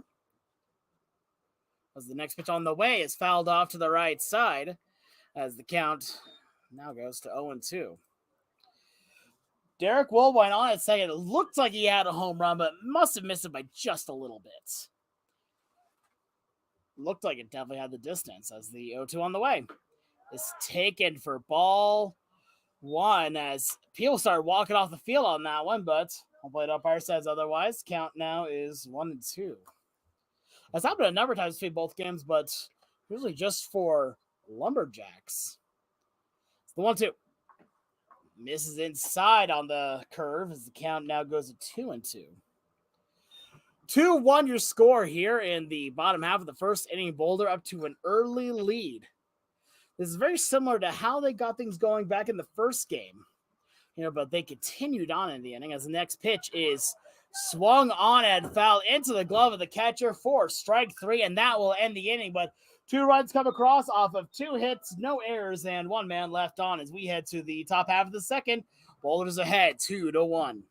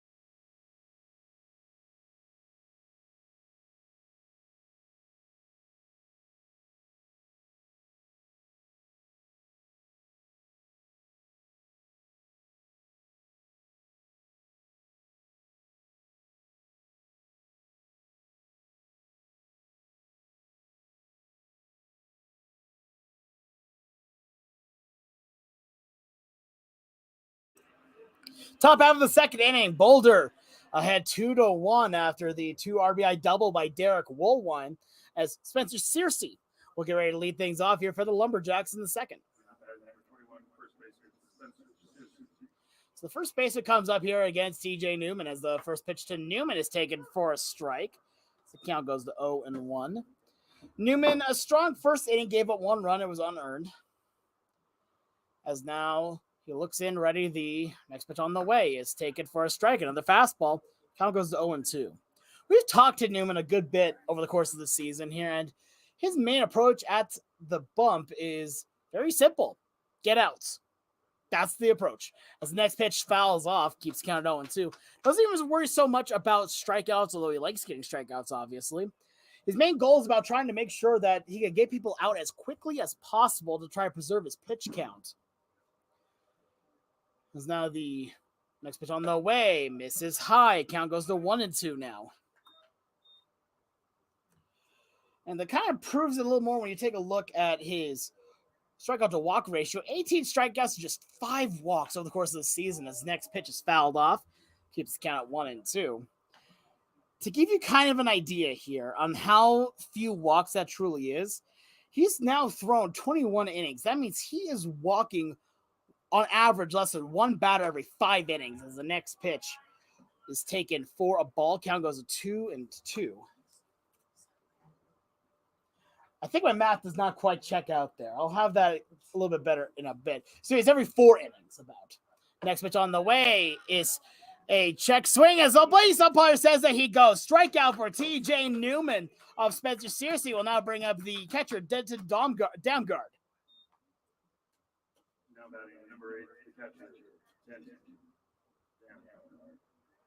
So then Damgard comes up with 1 out here in the top half of the second inning. Boulder ahead 2-1 as Newman ready to rock here. The first pitch on the way is a ground ball up the middle, and it goes off his glove. Lukasevich has to play the ricochet, has it, throws the first, and it's in time. Great play there by Steven Lukasevich there on technically was a 1-4-3 ground out, but Regardless, man said that's going to bring left fielder Nick Herrick. Now batting number 28, left fielder Nick Herrick. So Nick Herrick comes up to the dish. He is the left fielder. 2 quick outs here for TJ Newman here in the top half of the second. First pitch on the way. As a fastball finds the high inside quarter of the plate, count goes to 0-1. He is so good about locking in his pitches and about working the control. He has the definition of command over his pitches. The 0-1. Misses that one a little low. Count now goes to 1-1. On top of it, hitters are hitting just 200 off of Newman this season. The 1-1 on the way. Curveball taken for a strike as the count goes to 1-2. 1-2 and 2 outs here in the top half of the second. Boulder ahead 2-1. His next pitch on the way. Swung on and missed for strike 3. That's a 1-2-3 inning for TJ Newman. As we now head to the bottom half of the second. Boulder leads this game a score of 2-1.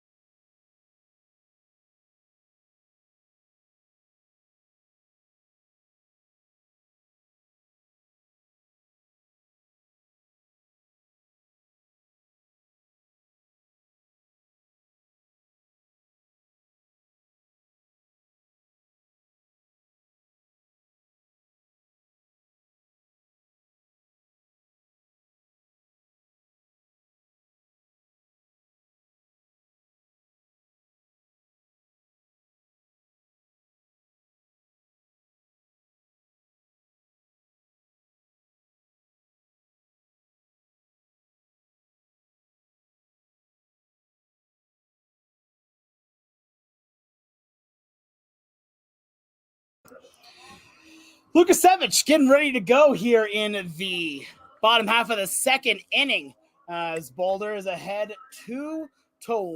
The next pitch on the way to Lukasevich is taken 4 balls. The count now goes to 1-0. But Boulder has a nice little lead here in this game, just by 1 run, though. As next to high chopper within the infield, as the shortstop is able to get it there. Players almost converge a full split by the first baseman, seriously, but it's not in time. It's an infield base hit for Steven Lukasevich, and I'm getting real. That was amazing effort there by the first baseman. Seriously, he went full splits for that one.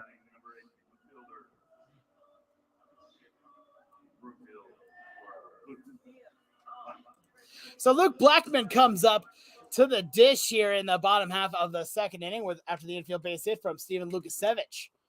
His first pitch on the way to Blackman, gets him on the head with the slow breaker, and he's going to be a little rattled after that one, but the team leader in hit by pitch extends his lead, as that'll bring up now Mike Brunetti, the designated hitter. Now batting number 28, designated hitter for Manhasset, New York, Mike Brunetti. Mike Brunetti comes up to the dish. That's the 16th hit by pitch to Luke Blackman on the season. As now Brunetti, again, the Colorado fan favorite, as the first pitch misses for ball 1. Count goes to 1-0, purely because of his walk-up song. There on that one being that of the same of one Charlie Blackman. We want to know the count here to Brunetti out of Bradley University. New York native, as the first pitch taken, the second pitch taken for a strike. Count goes to 1-1. No outs here in the bottom half of the second inning. Boulder holding on to a 2-1 lead so far after both teams scored their runs in the first inning. Next pitch, a slider is taken for a strike on the inside corner. Count goes to 1-2. Lumberjax scored 1 in the top of the first, with Boulder responding for 2 in the bottom half of the first. The Lumberjacks were sat down 1-2-3 by Newman in the top half of the inning. Next pitch on the way is way inside. Does not catch a bit of the plate, though. As the count goes to 2-2.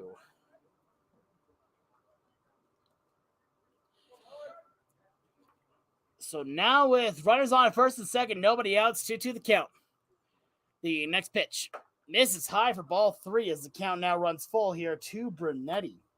Brunetti has really started to heat it up when he came back. He had to take a little bit of time off here, but he's fully back in and ready, and he's really come to the plate swinging, batting .304 on the season now. Taking out now, both players a hit and run attempt as both players will take the next base. That is a stolen base there for Lukasevich and Blackman as Brunetti strikes out here, and that'll now bring up Diego Castellanos to the plate. Now batting number 4, the center fielder.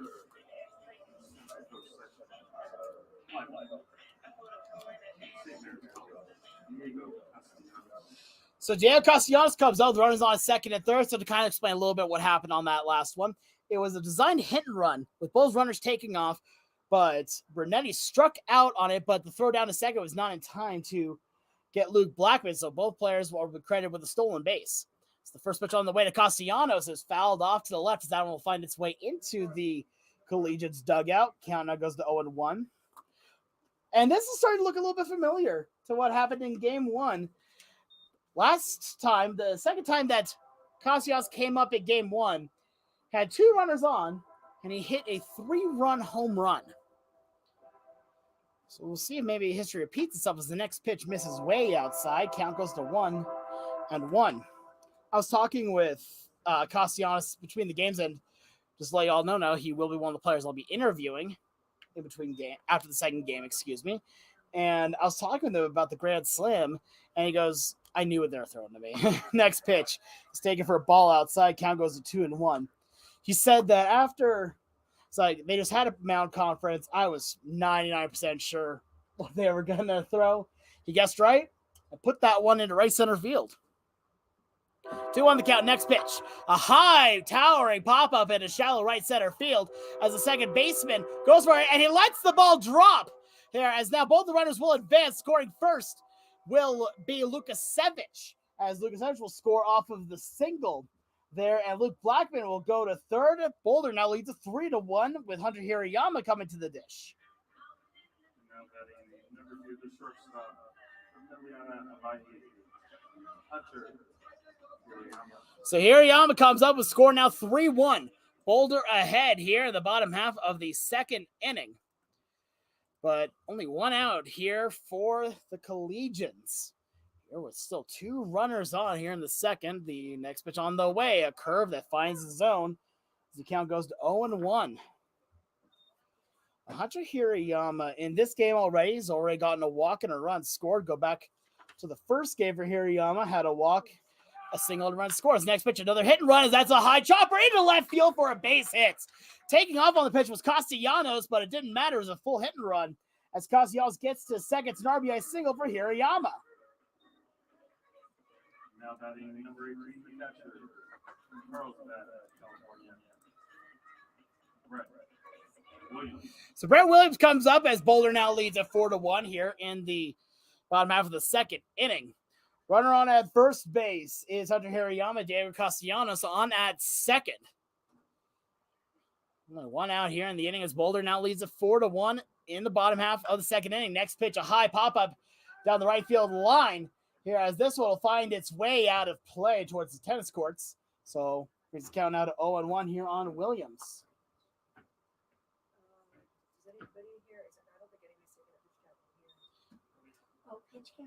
So now with runners on at first and second here, the next delivery here from Carpenter.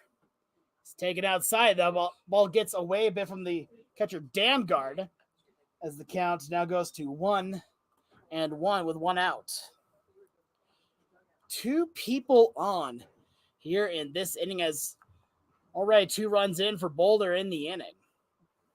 Got some good base hitting there from Lukasevich, Castellanos, and Hirayama with now Williams also with a chance to do some damage. Next pitch, a ground ball foul off of the curve goes towards the Boulder dugout. Brings the count out of 1-2. Brett Williams has been one of the most interesting stories this entire season, where beginning of the year, he wasn't getting too much catching time, getting a little bit.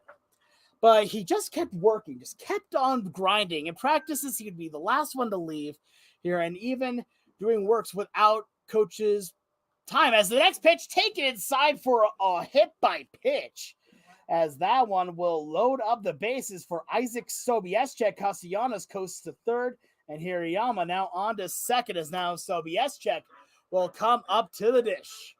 Now batting number 19, third baseman from Villa Park, Illinois, Isaac Sobieschek.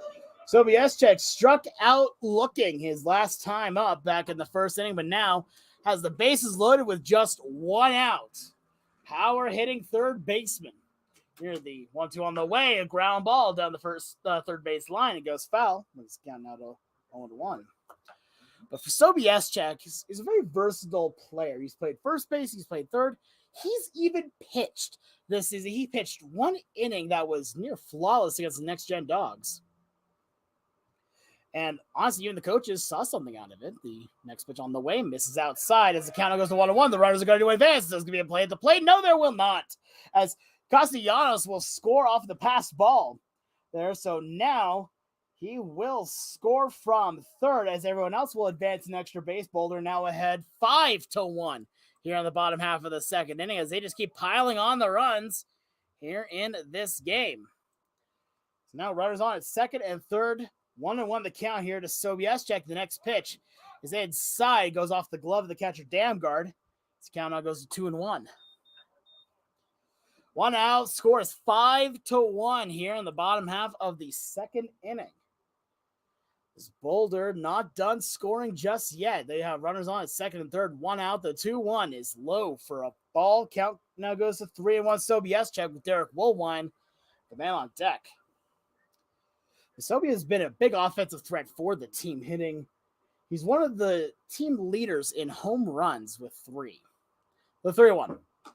Misses outside for ball 4, so that is a walk here for Sobieschek, and that will load up the bases here for steady Derek Woolwine. Now batting number 5, first baseman from Boulder, Colorado, Derek Woolwine. So Derek Woolwine getting a chance here with the bases loaded and one out. On that third is Hirayama. Williams on at second. Sobieschek at first. So next pitch gets away from the catcher. It's into fair play territory as everybody will take an extra base off the wild pitch there. And now it is 6-1 here with Boulder ahead as Hirayama will score. Williams to third. Sobieschek to second as Boulder just continues to capitalize. They're really showing off their speed here in this game and taking advantage of mistakes. 6-1 the score. Next pitch on the way. Misses for ball 2 as the count goes to 2-0 now on Woolwine. But now you've got Williams on at third and Sobieschek on at second. The 2-0 is taken for a strike on the curve as the count goes to 2-1. Woolwine, I need to apologize to the viewers at home here. Hit a towering shot to right. That looked like it was a no-doubter, but it goes off of the wall, just barely missing a 3-run home run. Still drives in 2 runs. His next pitch misses outside. Count goes to 3-1 now on Woolwine. Kyler Carpenter having a little trouble here in this inning. Has only gotten 1 out to strike out to Mike Brunetti. Everyone else has either got on via walk, single, or hit by pitch.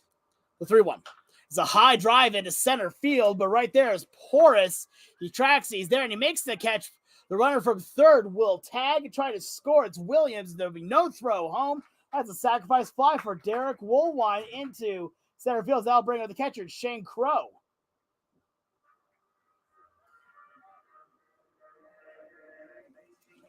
Now batting number 12, the catcher, Shane Crow. Shane Crow represents the 9th man to come to the dish here in the inning. He struck out swinging to end off the first. But now has runner on at second base with 2 outs as Boulder now ahead 7-1. It's the first pitch on the way to Crow. Goes inside. Doesn't get it as the count now goes to 1-0.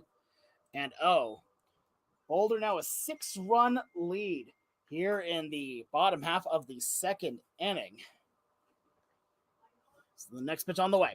Swung on and missed. Count now goes to 1-1, evens out.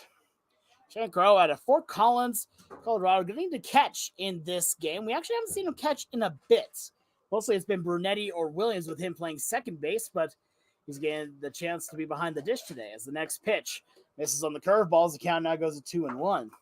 With Lukasevich now playing over at second base for this game, and he's been okay. He has had 2 opportunities and made one really good play, and the other one was really close to being a great play. 2-1. This is outside for ball 3, 3-1 the count. Steven Lukasevich, the man who led off this inning, standing on deck. The Boulder leads it 7-1 here in the ball game. Second game of the doubleheader. Next pitch on the way is inside for ball 4. So a walk here to Shane Crow, but runners on at first and second and bring up Steven Lukasevich. But first we have a mound visit from the coach. Looks like we do see someone warming up in the bullpen. It looks to be Rand Orion, who's warming up here for the Lumberjacks. Not sure if they're going to make the call to the bullpen. Just maybe going to talking to the pitcher Carpenter. And while we're doing this, we would like to thank some of our sponsors here in Alpine Bank, not to mention the Boulder, and Hazel's Beverage World, and WK Real Estate. All great sponsors of your Boulder Collegians. We have a long conference going on the bump here. The entire infield, including the catcher, is going out.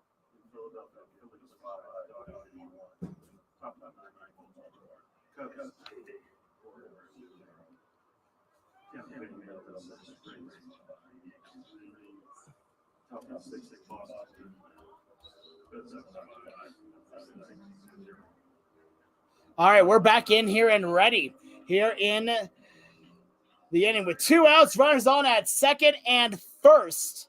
Here that will bring up Steven Lukasevich to the dish, who singled to start out this inning with a stolen base and a run scored. So with runners on here, Boulder's already scored 5 runs here in the inning. 7-1 is your score. Next pitch on the way to Lukasevich, take it for a strike on the fastballs. The count goes to 0-1. Lukasevich, like I said, started out this inning on a 1-0 count, driving a baseball for a single. Oh, 2 runners on at second. Sobies check Shane Crow on at first. The next pitch is fouled off to the right side. So that one will find its way back to the field of play. Count now is 0-2 on Lukasevich. Well, Steven Lukasevich out of Azusa Pacific University, Centennial, Colorado. Seen him play a number of different positions, but I think this is the first time this season we've seen him play second base. But he is a utility man, so he takes pride in being able to play anywhere. As the next pitch, take it for strike 3 looking, and that will end the inning. But Boulder gets 5 more runs on the board here as they extend their lead 7-1, heading into the top half of the third.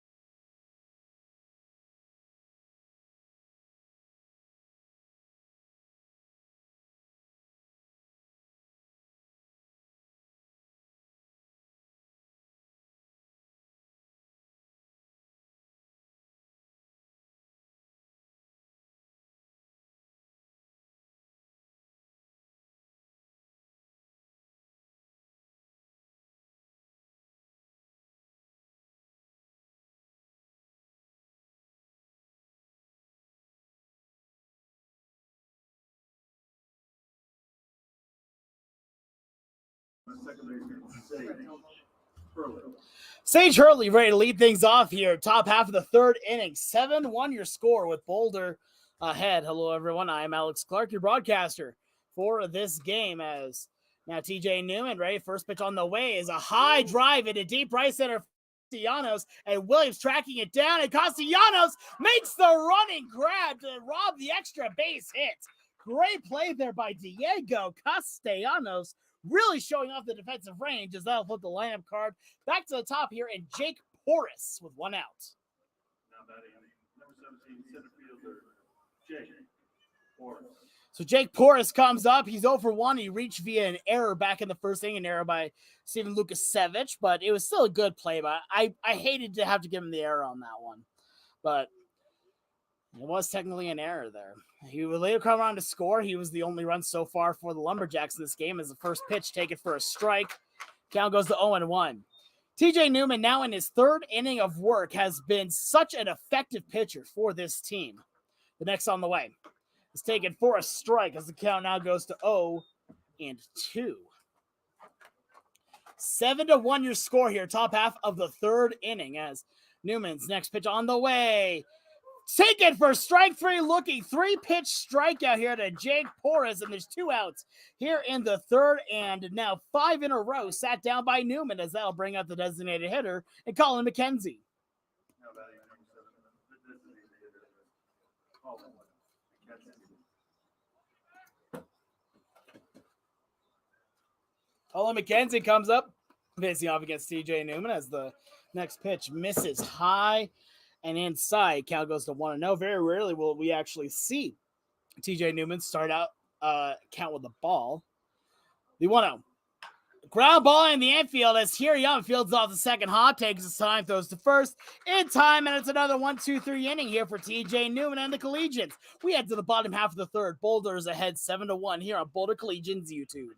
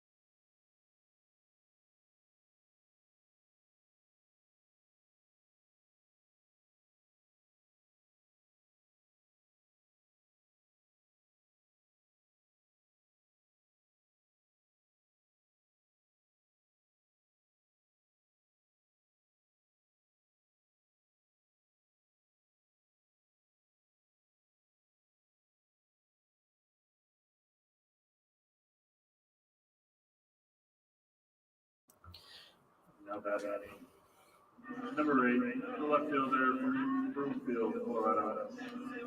42nd first Luke Black. Luke Blackman ready to lead things off here. Bottom half of the third inning. New pitcher is Rand Orion as first pitch taken for a strike. Count goes to 0-1. 7-1 the score here in the bottom half of the third inning. First pitch taken for a strike. 0-1 the count to Blackman as Rand Orion, the new pitcher. Kyler Carpenter's day is done. Next pitch on the way. Tries outside, doesn't get it. Count goes to 1-1. So for Carpenter, goes 2 innings pitch, gives up 5 hits, 7 runs. They were all earned. The 1-1 pitch on the way. Tries outside corner, gets the call. The count goes to 1-2. 3 strikeouts here for Carpenter, but he had a lot of walks. That was his big issue. So now Randa Ryan up, the righty. Next pitch swung on and missed. At a pitch in the dirt. Tag applied there by Damgard. And that is a strikeout here to Luke Blackman to get things started here in the third. Number 28, the designated hitter, New York, Mike Brunetti. So Mike Brunetti comes up. He's 0 for 1 on the day. I need to amend something I did say here. I miscounted on my walks here, so I included the hit by pitches, which is not accurate. The next pitch, a high deep drive into left. Did he get enough of it? Looking up and goodbye, baseball! Mike Brunetti with his second homer of the season. Launches that one down the left field line and is enough to get a big home run to give Boulder now an 8-1 lead. He absolutely tatered that baseball. As now that'll bring up Diego Castellanos to the dish.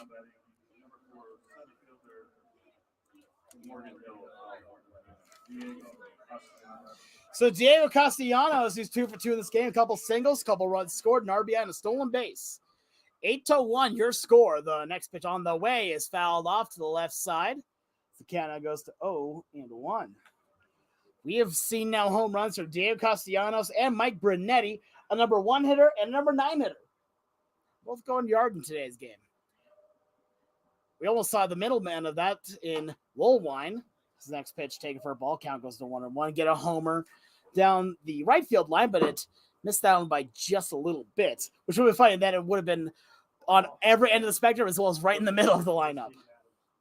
The 1-1 taken for a strike as the count now goes to 1-2 here on Castellanos. Boulder ahead now 8-1 here, bottom half of the third inning. The next pitch on the way is a check swing, home plate. Umpire says he goes for strike 3, reverse strikeout to Diego Castellanos, as that'll bring up the Hawaiian native in Hunter Hirayama.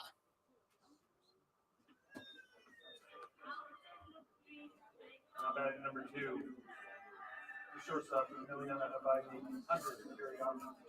So Hirayama at Mililani, Hawaii here, St. Mary's College of California. First pitch on the way to him is a dive into right field. Going for it is Moore. He's there, and he makes the catch for the third and final out. But 1 run off of 1 hit, the home run by Mike Brunetti as we head to the top half of the fourth. Boulder's ahead 8-1 here on Boulder Collegians YouTube.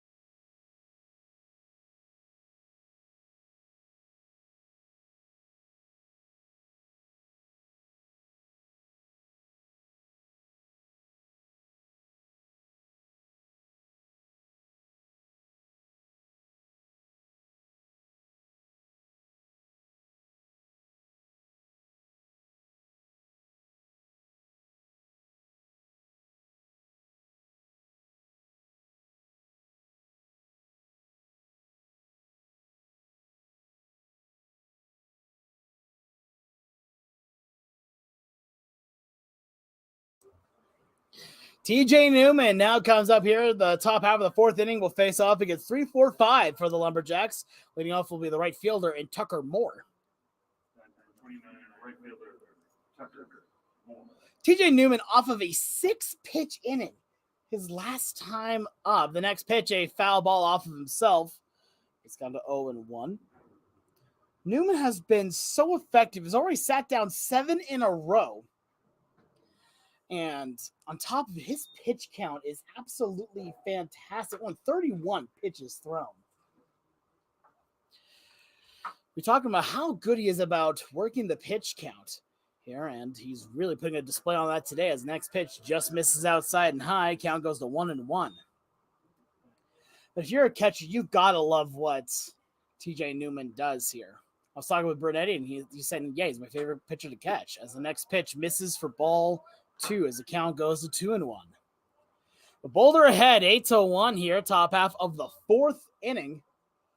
Another Mercy win potentially in their future if they can keep on the gas here. The 2-1. A deep drive to left. That one is hooking, foul. So that'll leave up the count now 2-2. And that's the first really big solid contact here since Brody Sprinkle's double in the first. Not sure how long they're expecting Newman to go out today, but he may be trying to go complete if he gets more run support. The next pitch inside gets him on the arm. So that's a hit by pitch here. Rare hit by pitch by TJ Newman, as that'll bring up the third baseman and Brody Sprinkle.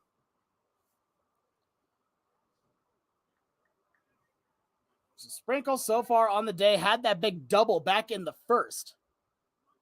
Now batting third baseman, Brody Sprinkle. So Brody Sprinkle comes up with a runner on at first and nobody out here in the 4th. 8-1 your score with Boulder leading. Next pitch on the way is taken for a ball. Count goes to 1-0. But the more and more you watch TJ Newman pitch, the more and more you realize how special of an arm he is. The next on the way is a deep drive to right as that one hooks foul. So the count now goes to 1-1. He has a rare blend of control, command, as well as movements that he is so effective at getting batters out and making them get themselves out. A quick pickoff over to first, but nothing doing. We have seen from Newman that was a bit more of his mid-power pickoff. We've seen him throw a harder one here, and usually he does it right after a softer throw. The next on the way. Inside almost gets him, but Sprinkle's able to get out of the way of it as the count goes to 2-1 now. Also, if you guys would like to interact with the stream, go ahead and leave a comment here on YouTube. Here, as we highlight comments from you all. If you have any comments, concerns, questions, hopes, dreams, cheers, anything you want to do, go ahead and put it on the stream for us. Now, a liner right over to WS Check, who fields it. That ball was hit right on a rope. Over to Sobey at third. He makes the play for the first out of the inning. And that'll bring up the shortstop and Zach Butler to the plate.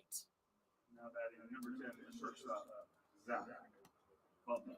So Zach Butler comes up here. And RMAC Insider, who are you referring to again on this one? Because right now, Zach Butler, so if you're referring to TJ Newman, he attends currently Seward Community College, as the next throw is a pickoff over to first. So nothing doing to Butler, who last time up grounded out to Hirayama, and if it was almost any other shortstop in the Mile High League, it would have been a base hit as the next pitch taken for a strike. Count goes to 0-1. But for Hirayama, he's not any other shortstop in the Mile High League. He will make any play, and he makes it all look easy. Next, a throw back over to first, so nothing doing.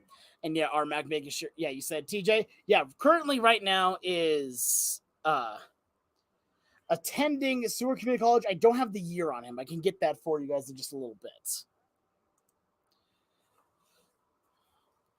But now TJ Newman once again set, ready to go. A look around, the next pitch on the way is taken for a strike on the off speed as the count now goes to 0-2.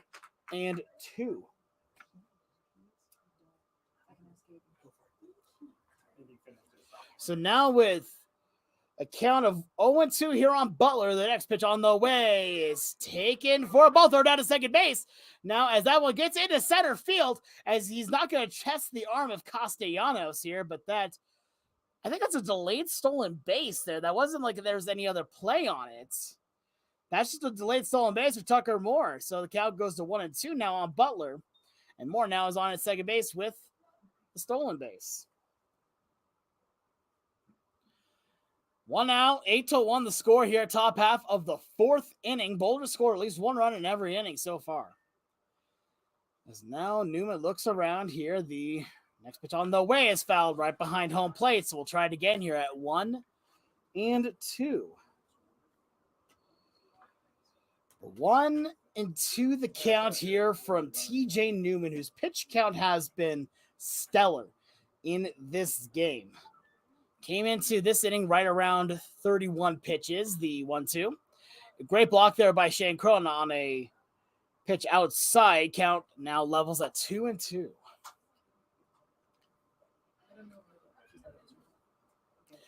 So with a runner on at second base, TJ Newman, 1 out. Here just trying to give just one run here. Newman, a couple looks around. The next pitch on the way. Tries the inside corner. Gets the call for strike 3. That was the second out of the inning. And if I'm not mistaken, that is the second strikeout looking on the day for TJ Newman as Spencer Searcy, first baseman, comes up to the dish. Now batting number 21, first baseman, Spencer Searcy. So Spencer Searcy struck out back to lead off the second inning, was the first strikeout victim of TJ Newman. 2 outs here in the top of the fourth. Next pitch on the way is taken for a strike on the fastball. Count goes to 0-1. 8-1 the score, top half of the fourth inning. As Newman looks in, gets the sign here from Shane Crow, the catcher. Next pitch. Misses high as the count now goes to 1-1.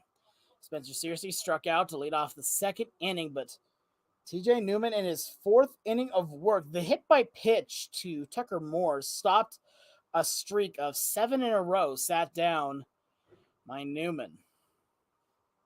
All right, the 1-1. Tries the outside corner, doesn't get it as the count now goes to 2-1.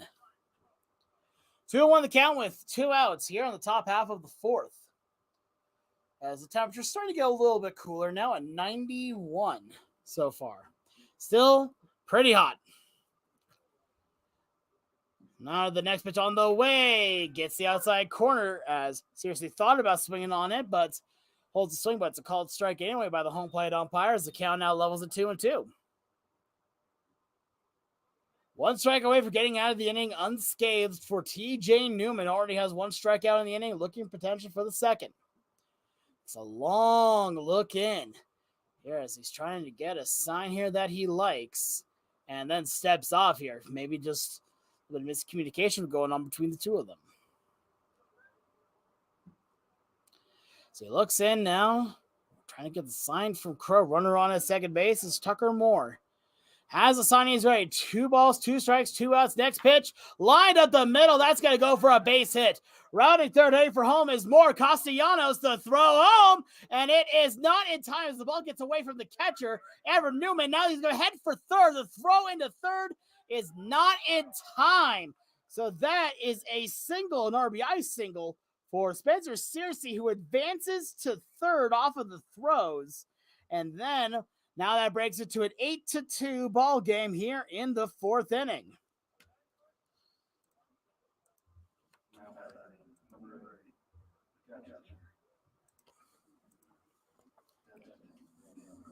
So Deja Damgard comes up. He is 0 for 1 on the day as Coach Tony Rucco goes up to go talk to his pitcher. Now it's a 8-2 ball game. This is a lot of more runs that we're used to seeing Newman give up on the season. He has currently 2 earned runs on the day. Alec Martinez is warming up in the bullpen here for the Collegians, and Coach Rucco is going to stay in with Newman as Denton Damgard comes up. Grounded out to a 1-4-3 ground out. It went off the glove of Newman. Lukasevich fields it, throws it over to first in time for the out. It was a well-orchestrated play.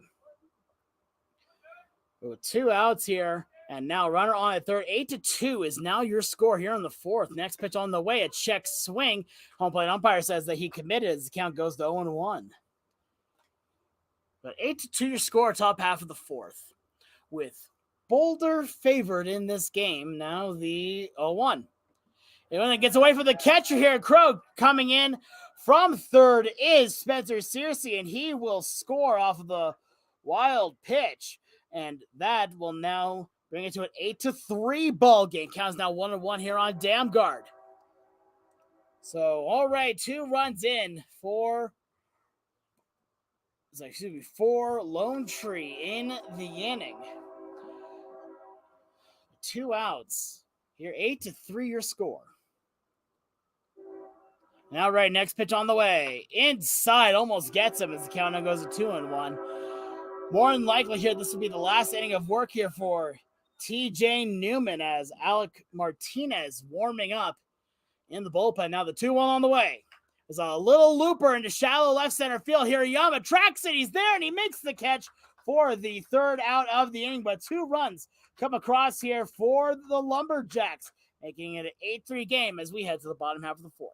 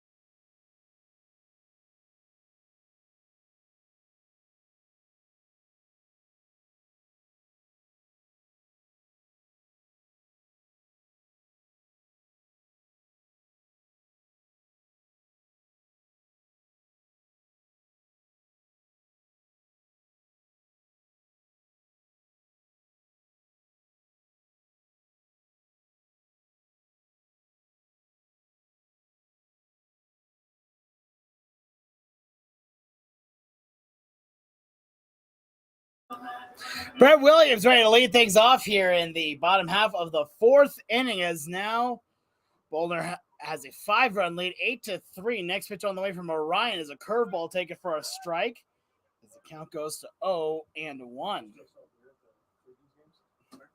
Bottom half of the fourth, 8-3 your score. As Reed Orion now in his second inning of work. Next pitch is driven to deep right field. Going back for it is Moore. He tracks it. He's there, and he makes the catch for the first out here of the fourth inning, as that'll bring up Isaac Sobieschek to the dish.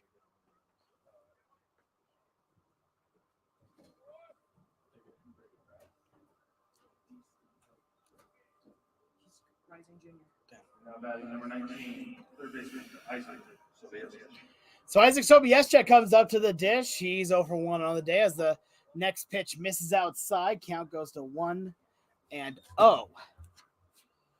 Walked back at the second, struck out looking back at the first. He's now facing off against Orion. The next pitch is driven right up the middle. Diving effort from Hurley, the second baseman, and he makes the grab.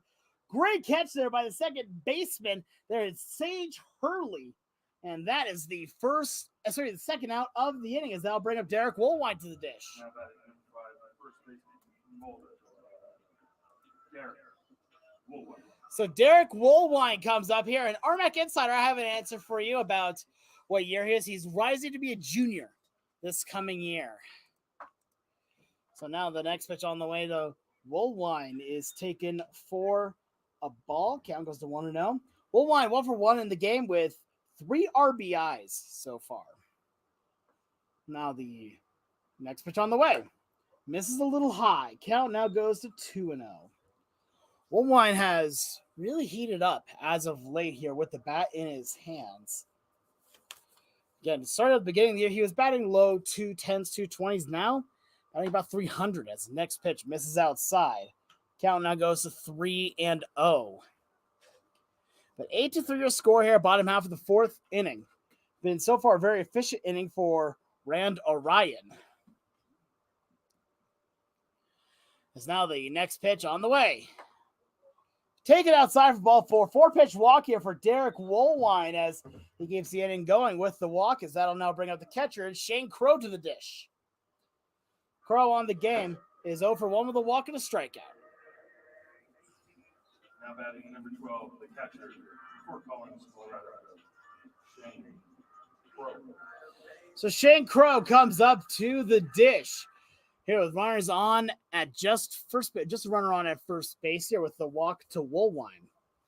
The Crows also walked today. The first pitch misses inside. Count goes to 1-0. Bottom half of the 4th inning as Boulder is favored here 8-3. With a runner on at first base, 1-0 the count. Next pitch on the way from Orion. It's taken for a strike on the fastball. Count goes to 1-1. And Shane Crow doing the catching in this game out of Colorado Mesa University. Currently with a nice OPS of 1069 with slugging 556. Now a pickoff over to first, but Woolwine gets back in safely. One of the fun things I was doing earlier today, I was doing some prep here, and I found something very, very interesting on the team here. We've talked about how much speed is such a huge factor for this team. The 1-1 outside for a ball. Count goes to 2-1. Every single player that has registered an at-bat on this team has at least one stolen base. Every single player that has registered an at-bat has a stolen base. At least one. Now ready the 2-1. It's a drive to right, but hooks fouls. The count now evens up at 2-2. Not a problem, Armac Insider. Always good to have you aboard here.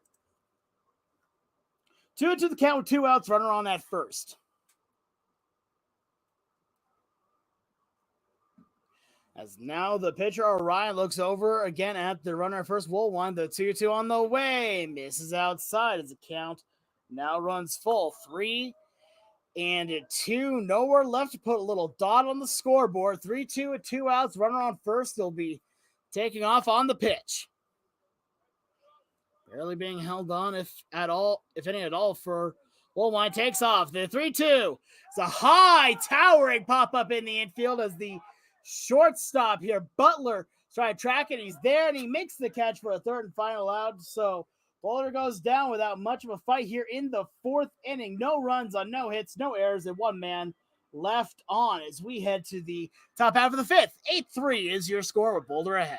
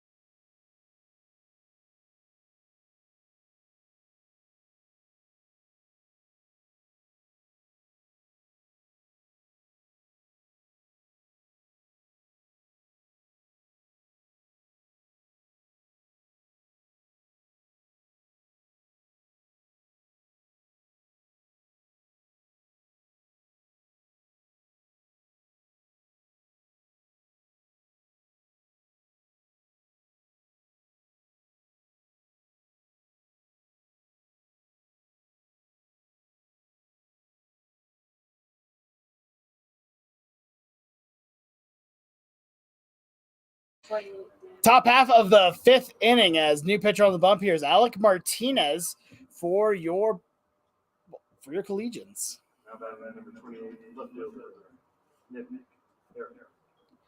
So Alec Martinez coming in to pitch. The day is done for TJ Newman. Goes 4 innings, gives up just 2 hits, 3 runs, 2 earned, with 0 walks and 4 strikeouts. And we were wondering if we were going to see Alec Martinez today, and we are. First pitch on the way here to Nick Herrick is taken for a ball. Count goes to 1-0. And the reason why we want to know about Alec Martinez is because he's attending Metro State University. As the next pitch taken for a strike. Count goes to 1-1. So he comes in, 2-way player here. Left-handed pitcher, outfielder, infielder. Really plays anywhere you ask him. Next pitch is lined to right. Going back for it now is Williams, having to go back even farther. He can't make the play. And now 1 hop off the wall. Heading now for second is Herrick. And he will get the stop sign there. As the ball's still rolling here, Hirayama will pick it up. That's a leadoff double here for Nick Herrick in the 5th inning.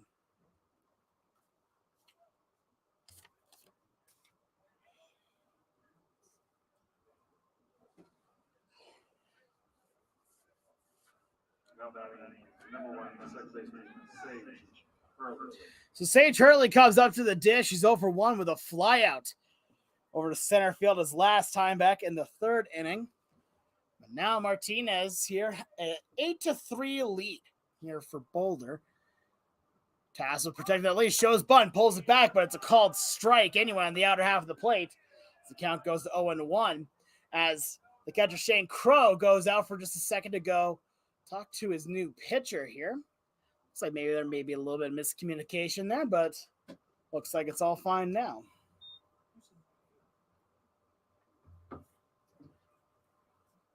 So with Alec Martinez now in to pitch,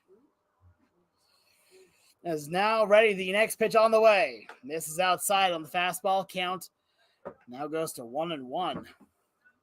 On the season so far for Martinez, 10 2/3 innings pitched here, an ERA of just .66.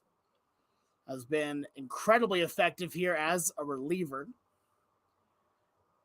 A couple looks around at the runners. Now the 0-1 is fouled off to the right side, brings the count out to 1-2. The thing is, well, with him, he is so good about trying to attack the strike zone, very much like TJ Newman. Here, 19 strikeouts to just 5 walks on the season. He's got good velocity, decent breaking pitch stuff-wise. And he really knows how to work it against these hitters. 2 to the count. Next pitch on the way. Ground ball, as that's going to go right between Sobieschik and Hirayama for a base hit. Fielding it is Blackman. A strong throw in to Sobieschik as the cutoff man. That is going to be a single for Sage Hurley as Nick Herrick moves over to third base. And now with runners at the corners, that'll bring up Jake Porras up to the dish. Now batting number 17, center fielder, Jake Porras. Porras on the day 0 for 2, reached via an error back in the 1st inning, was then also a run scored, the first run scored of the game. So Martinez yet to have it out yet so far. The next pitch on the way, a fastball misses outside. The count now goes to 1-0. The Boulder ahead 8-3 here, game 2 of the doubleheader. We're here in the top half of the 5th inning. As right now the Lumberjacks threatening. Next pitch on the way, misses high. The count goes to 2-0.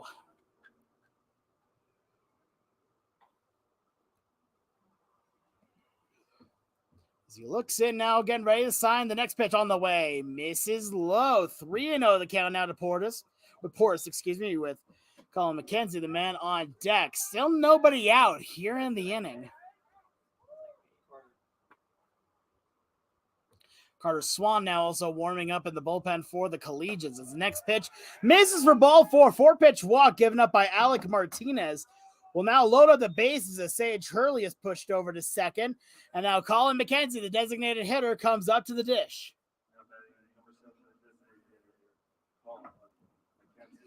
McKenzie, in his last 2 trips to the plate, is grounded out to Hunter Hirayama. And now with the infield is going to play in, but also kind of a modified in, but also double play depth. The next pitch on the way. tries the off speed, misses outside as the count now goes to 1-0. 8-3 the score here in the top half of the 5th inning. 5-run lead for Boulder as the next pitch taken for a strike. Count goes to 1-1. And even though they have a 5-run lead, you can never count Lumberjacks out of it. Here, you got to keep the foot on the gas as the 1-1 on the way. Ground ball in the infield taken by Lucas Savage. Shows to Hirayama for 1, and then no play anywhere else. That is a fielder's choice for Colin McKenzie, and the runner from third, Herrick, will score, as well as Hurley over to second, and Portis is cut out at second base, but now it is 8-4 here in the top half of the 5th inning. Right fielder, Tucker Moore. So now Tucker Moore comes up to the dish here. 4-run game. Your first out of the inning finally got here for Alec Martinez. So he takes a look around the runners. The next pitch on the way is taken for a strike on the fastball. Count goes 0-1. Tucker Moore is 0-1 on the day with a hit by pitch, stolen base, and runs scored. He also got out due to a great defensive effort by Hunter Hirayama.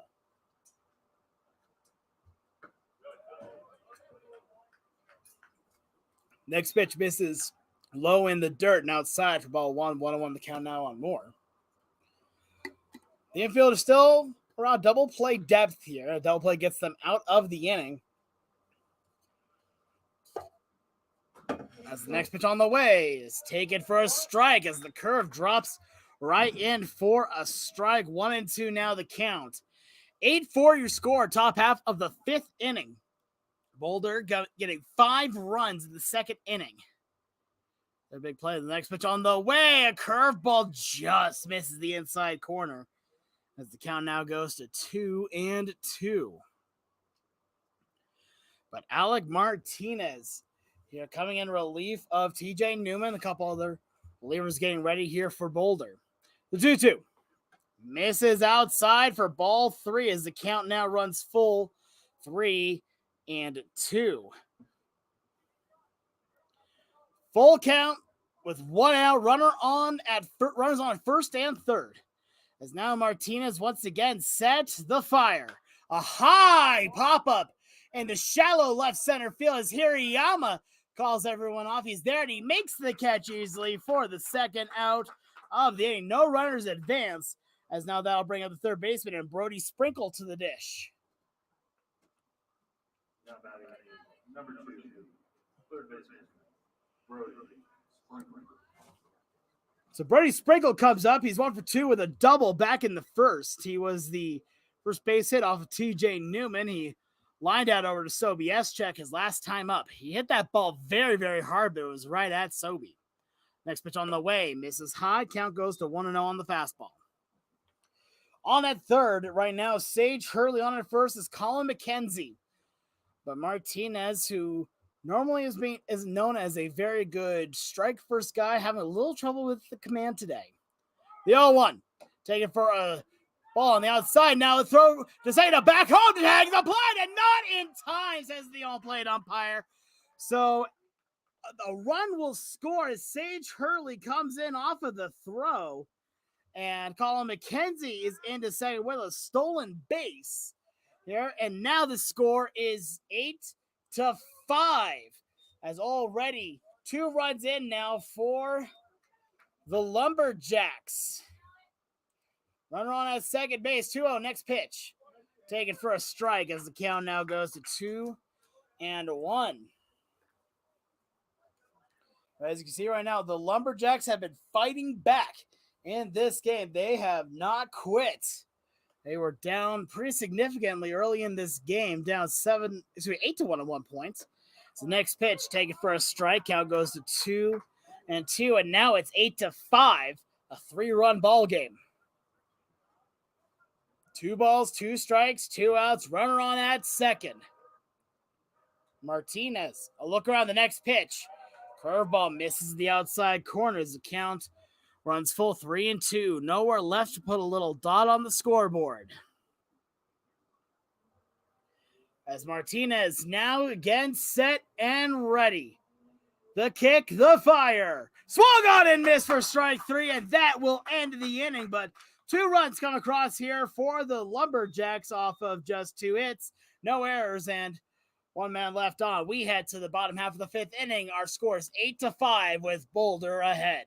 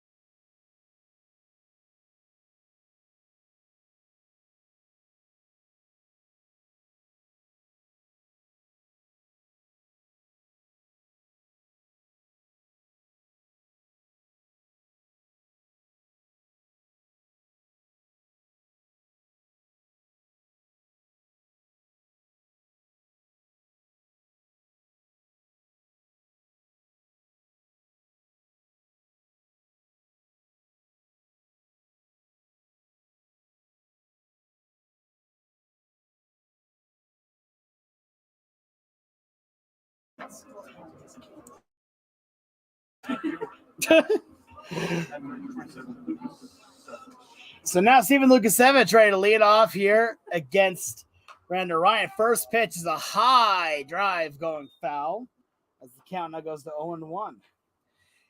8-5, your score with Boulder ahead. But that was 8-1 not too long ago. 2 runs in both the 4th and 5th inning for the Lumberjacks have brought this to be a 3-run game as Randall Ryan's next pitch on the way. A line drive right in between third and short for a base hit. It's right between O'Connor and, right in between Butler and Sprinkle for a base hit.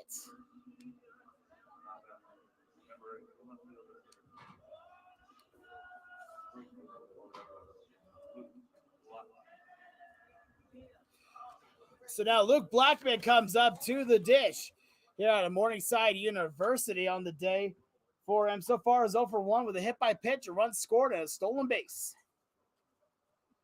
So he now comes up here against Rand Orion.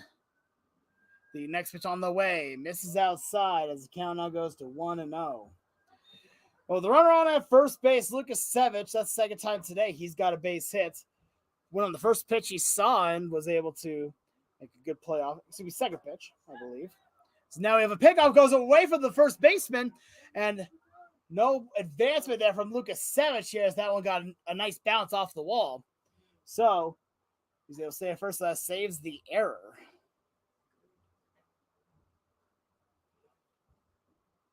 But 8-5, your score here, bottom half of the 5th inning.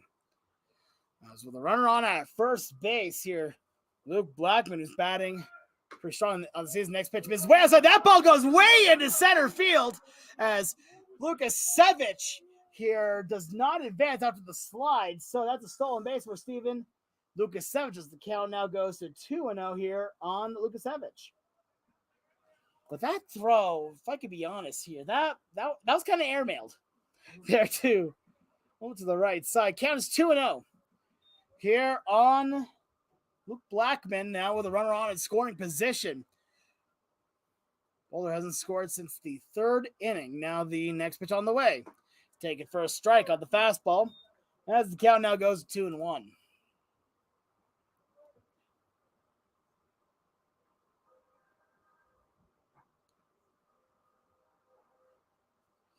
So with it here now as the pitcher Randall Ryan will step off the bump.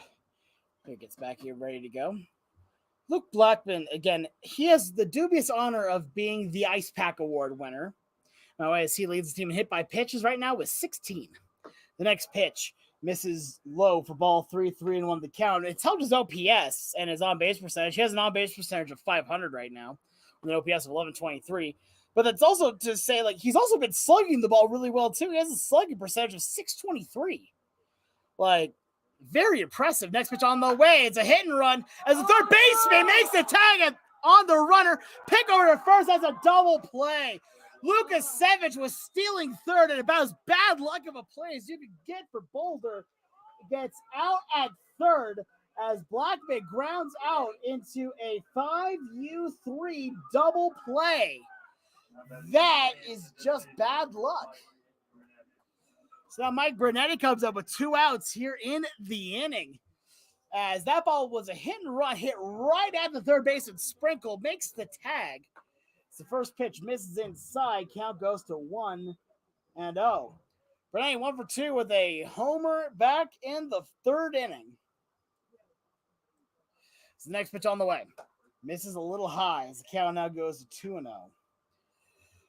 But if that ball was hit literally anywhere else on the field, that is not a double play.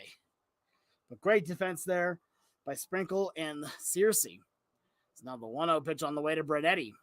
Inside as the count now goes 3-0.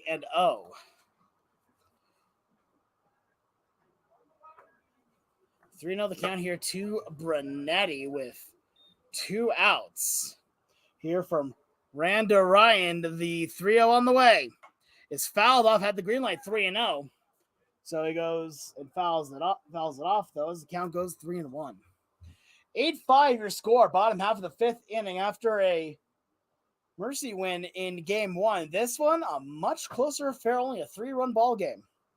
As the lights are coming on here at Metro State University of Denver. Now it's a ground ball right over Sprinkle. He has it, throws over to first. It's a little bit offline, but the first baseman is seriously able to make a good play on it for the third and final out. Probably the benchal 1-2-3 you'll ever see. But we now head to the top half of the 6th. Boulder ahead 8-5. Carter coming in.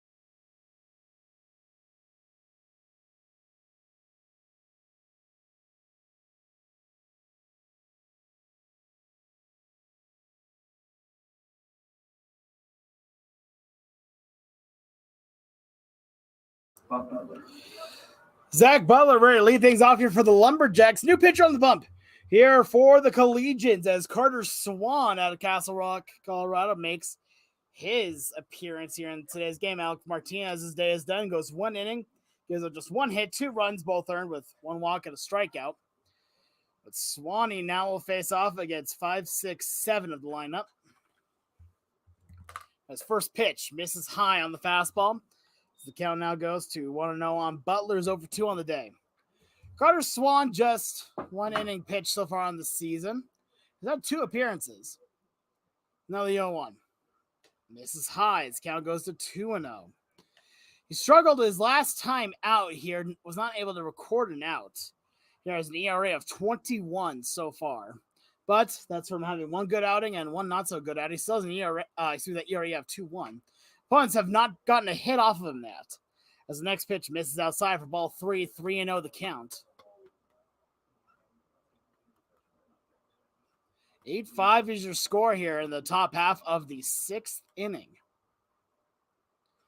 So the next pitch on the way is a check swing, does not go. That's a 4-pitch walk here to Butler. Here to get things started here in the 6th. As that is the 5th walk given up by Swan on the season so far, as that'll bring up the first baseman, Spencer Searcy. And instead, it looks like we're going to have a pinch hitter here as number 13 is coming in to hit, as number 13 on my list here is Zach Chapman.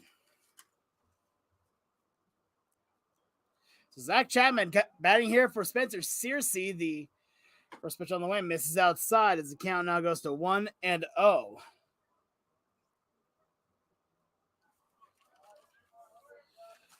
So runner on at first base and nobody out here in the top half of the 6th. Swan, the next pitch. Misses outside, gets away from Crow off of his glove as Zach Butler was able to advance over to second off the wild pitch. As now the count goes to 2-0 on Chapman. As now Shane Crow, here going on talking to his guy here, saying like, hey, we got to be on the same page here. As now also Zach Chapman going to go out and talk to his base coach. Scores 8-5. Boulder's been ahead almost the entire game, except for the top half of the 1st inning where the Lumberjacks got 1 run in. But Boulder scored 2 right back and have not relinquished the lead since, but have struggled here in the later innings. Now the 2-0. Tries outside, doesn't get it as the count goes to 3-0. Talking with him, he usually just relies on his fastball. He's trying to work in an extra breaking ball, but he's going to rely mostly on the fastball. As the 3-0 on the way.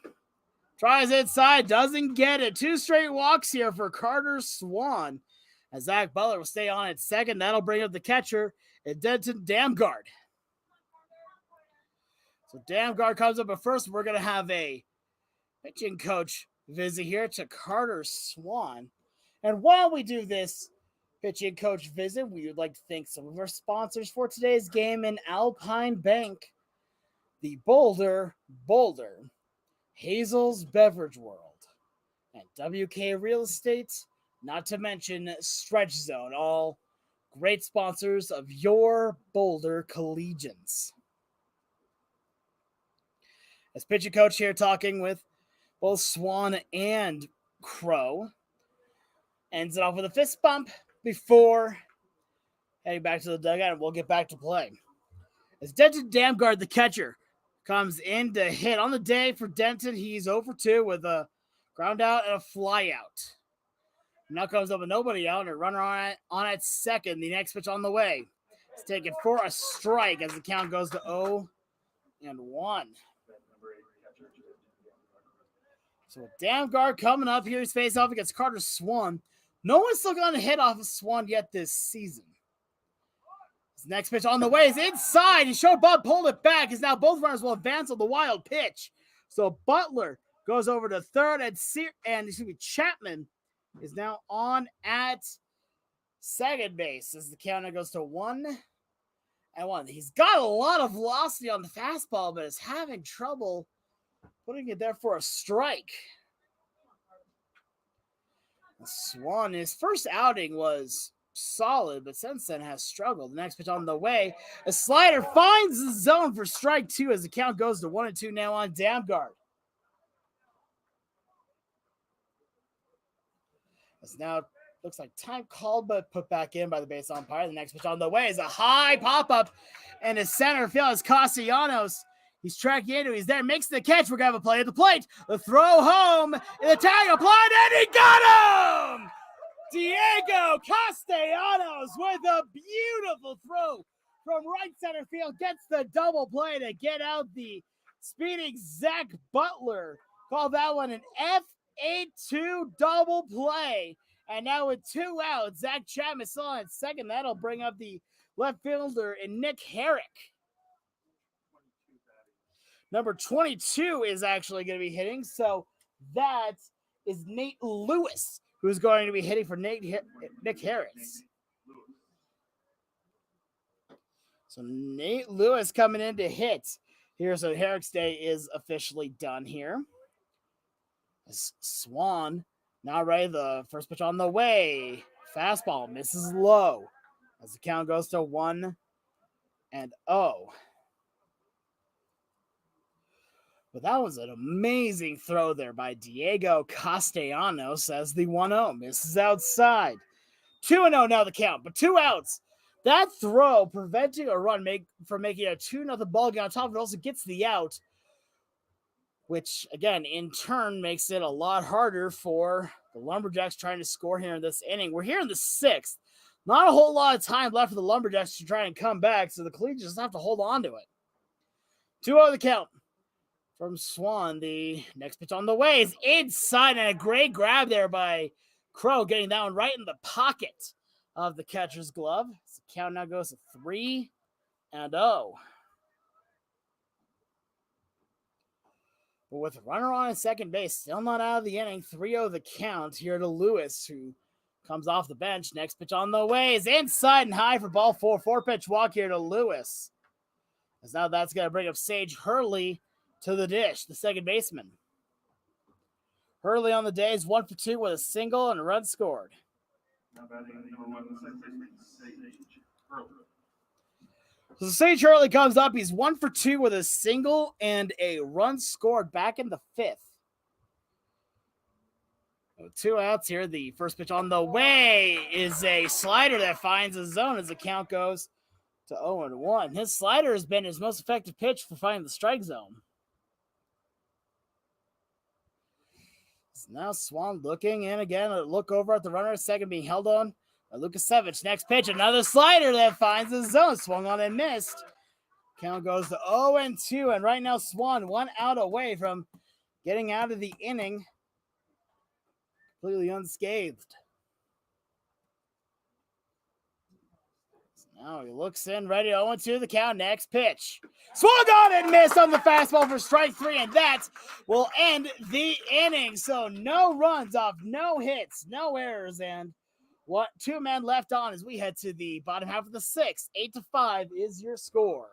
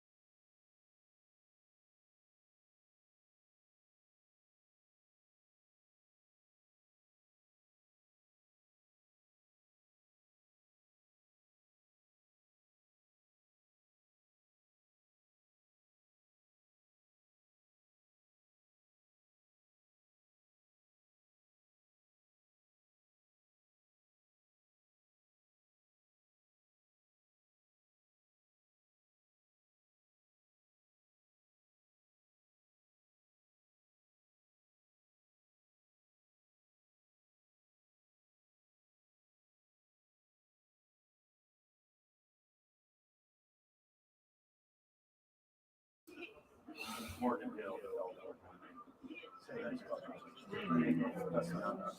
All right, last chance here for the Collegians to add some runs on. Here they lead it 8-5 here in the bottom half of the 6th inning here.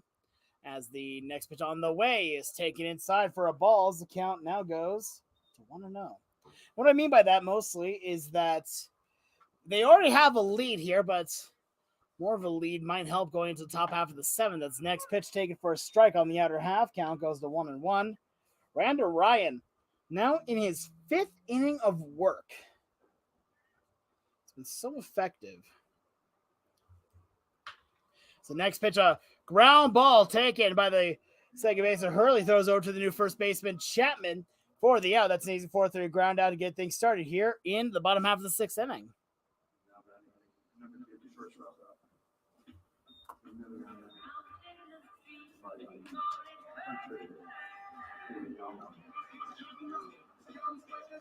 So Hunter Hirayama potentially getting ready now to hit in the game. He has one hit of the game so far with an RBI single back in the 2nd. As the next pitch on the way. Shows bunt, pulls it back as that pitch called ball just a little bit outside. Count goes to 1-0. In the game here, Hirayama is 1 for 2 with a single, 2 runs scored, a walk, and an RBI. On the 1-0. Swings off the curveballs. That one finds its way into the Collegians' dugout. Brings the count now to level at 1-1. We're here on the bottom half of the 6th inning as Boulder leads at a score of 8-5. Game 2 of the doubleheader. Now the 1-1 on the way to Hirayama. Tries outside, doesn't get it. The count goes to 2-1. But it's funny, one of the nicest things about Hirayama is that anytime I see him, I know that he's going to come up and say hi. Next pitch, taken for a strike. Count goes to 2-2. He is one of the most friendly human beings I've ever seen. One of the most wholesome ball players I've ever gotten to work with. For those that were listening into the interviews last time, he could not help but just thank everybody. As the next pitch swung on and missed for strike 3. That's second out of the inning. That'll bring up Brett Williams to the plate. But in everything he does, he is so thankful for everything. So now Brett Williams comes up to hit.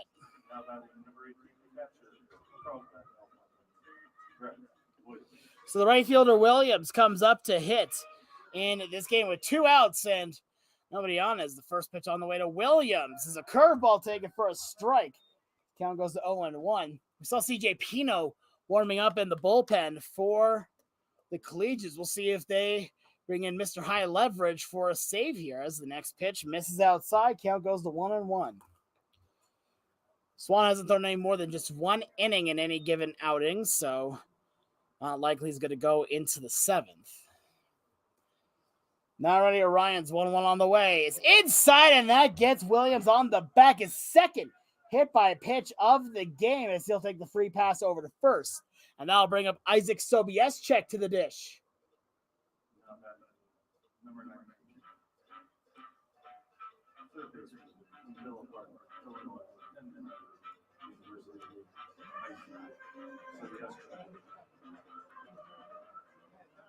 So Isaac Sobieschek comes out with 2 outs and a man on at first. He's over 2 on the game with a walk, a strikeout looking, and a line out. So the first pitch on the way is fouled right behind home plate. Brings the count out to 0-1.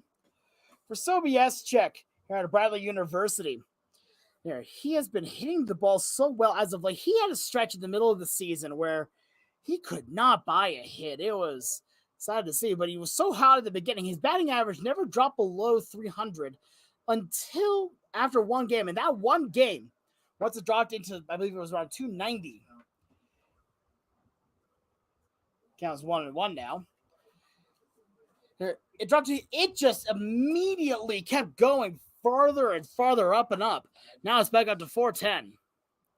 Another pick off there, but nothing doing as we'll try here at 1-1. The runner on at first base. And all right, next pitch, a hit and run in play as Williams was taking off for a second. The ball's fouled off. Count goes now to 1-2. Scores 8-5 here, bottom half of the 6th inning. As Williams on at first base, Sobieschek at Bradley University. One thing's been interesting about Sobies's check is that he has 5 stolen bases, which given his size, you wouldn't expect him to be that fast. Next pitch, outside for a ball, throw down to second base. Tag is applied, the ball is dropped. It looks like here, so that will be a stolen base there for Brett Williams. Another catcher getting the stolen bases. The count now goes to 2-2. But honestly, on that one, the throw had him beat, but the tag dislodged the ball. 2-2 the count with 2 outs, runner on at second. Next pitch on the way from Orion is a high drive into shallow right center field as the right fielder comes in. That is Moore is there, makes the catch for the third and final out. So no runs off of no hits, no errors, and 1 man left on. We head to the top half of the 7th. Last chance for the Lumberjacks as Boulder leads it 8-5.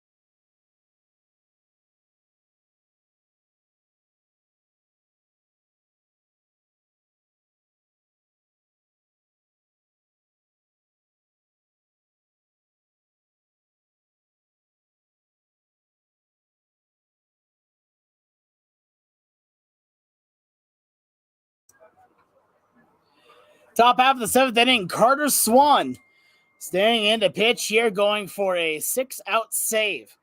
Here's Jake Porras. Comes up here. The first pitch on the way from Swan misses high on the fastball as the count goes to 1-0. We'll see how much of a leash that he has here after pitching in the 6th inning, walking 3, Beginning 1 strikeout. Swan now ready. The 1-0 on the way. Misses outside on the fastball as the count now goes to 2-0. 8-5 the score. Top half of the 7th inning. Boulder with a 3-run lead.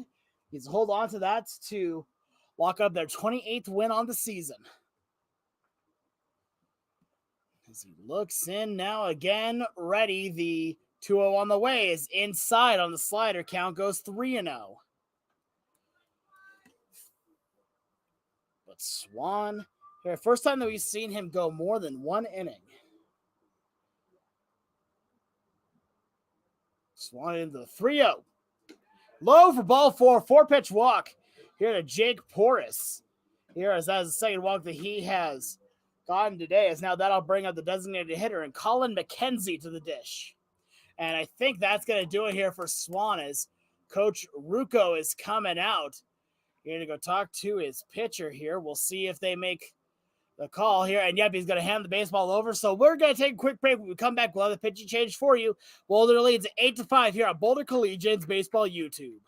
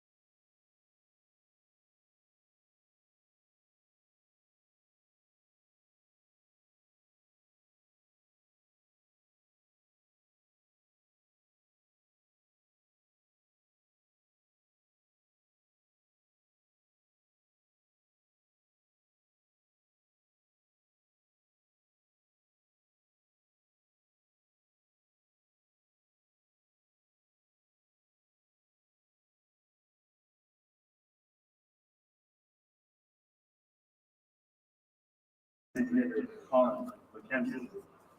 New pitcher in for the Collegians is Mr. High Leverage himself and CJ Pino coming in for the save. Carter Swan's day is done. A quick pick off to first, but nothing doing. His day is done, but the book not yet closed. He goes 1 inning plus, gives up no hits, 4 walks, and 1 strikeout. So responsible for the runner on at first.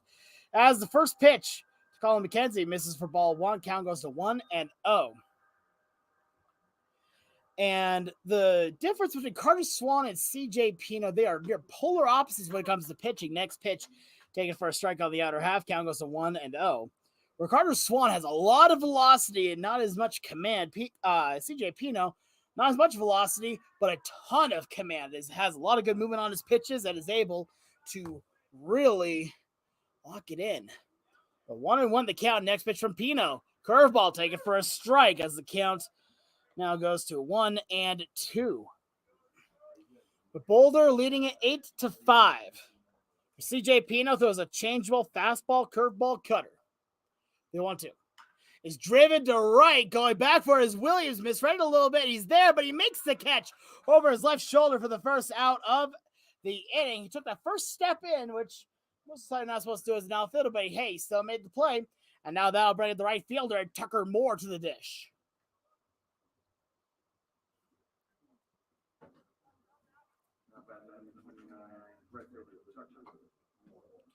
Tucker Moore comes up with 1 out here in the inning. Runner on at first base. Boulder leading it 8-5. So the next pitch from Pino swung on and missed off the changeup. Count goes to 0-1. Pino on the season, 9 1/3 innings pitched, a 1.5 ERA, 9 strikeouts, just 1 walk.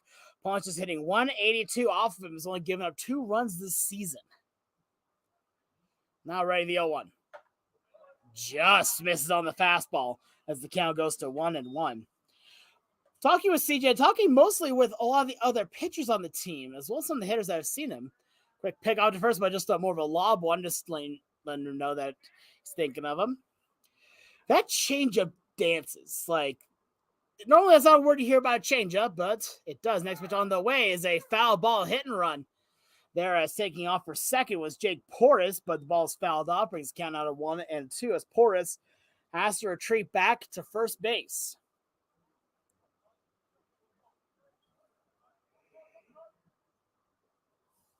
CJ Pino looking in, trying to get the save here against the Lumberjacks. The 1-2 swung on and missed for strike 3, a strikeout there for CJ Pino. And now the Lumberjacks are down to their final out, as that'll bring up the third baseman in Brody Sprinkle.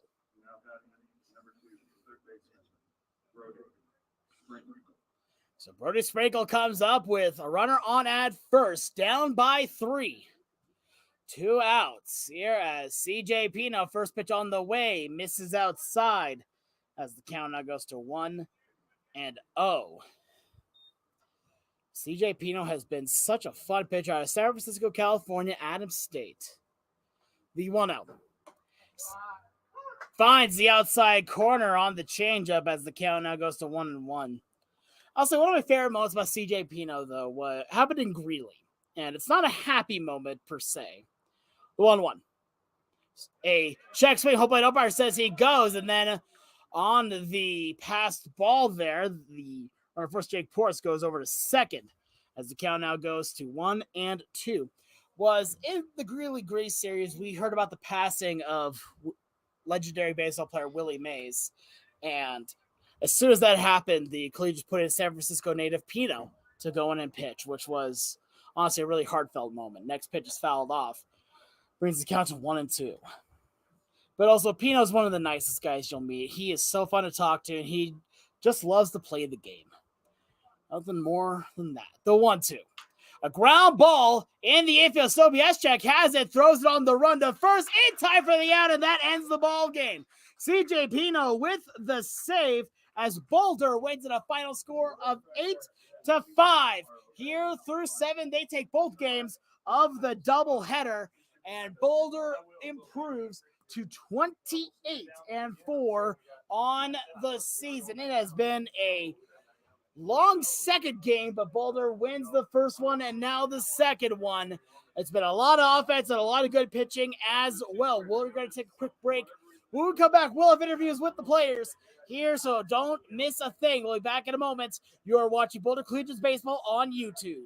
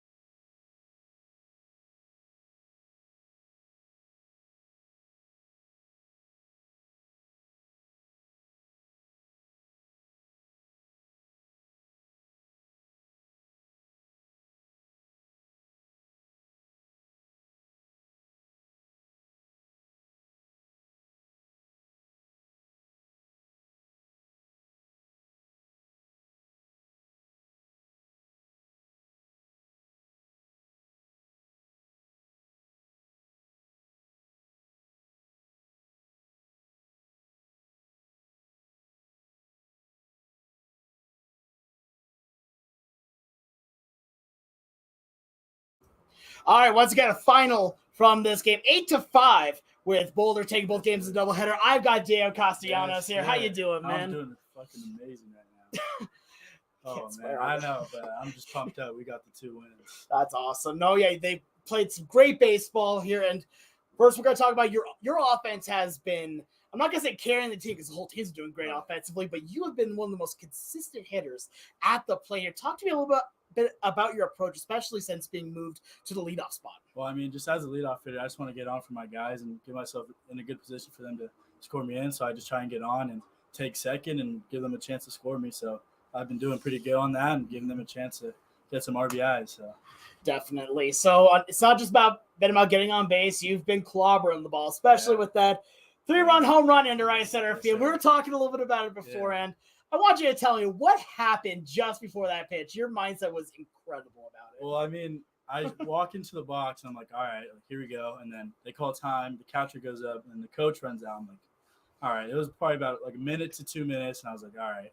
And he steps on the mound. He doesn't shake. He just goes straight to the yes. I'm like, all right, here comes the fastball. I saw it just down in, and I just turned on it. And, Grandma, that one's for you. I love it so much.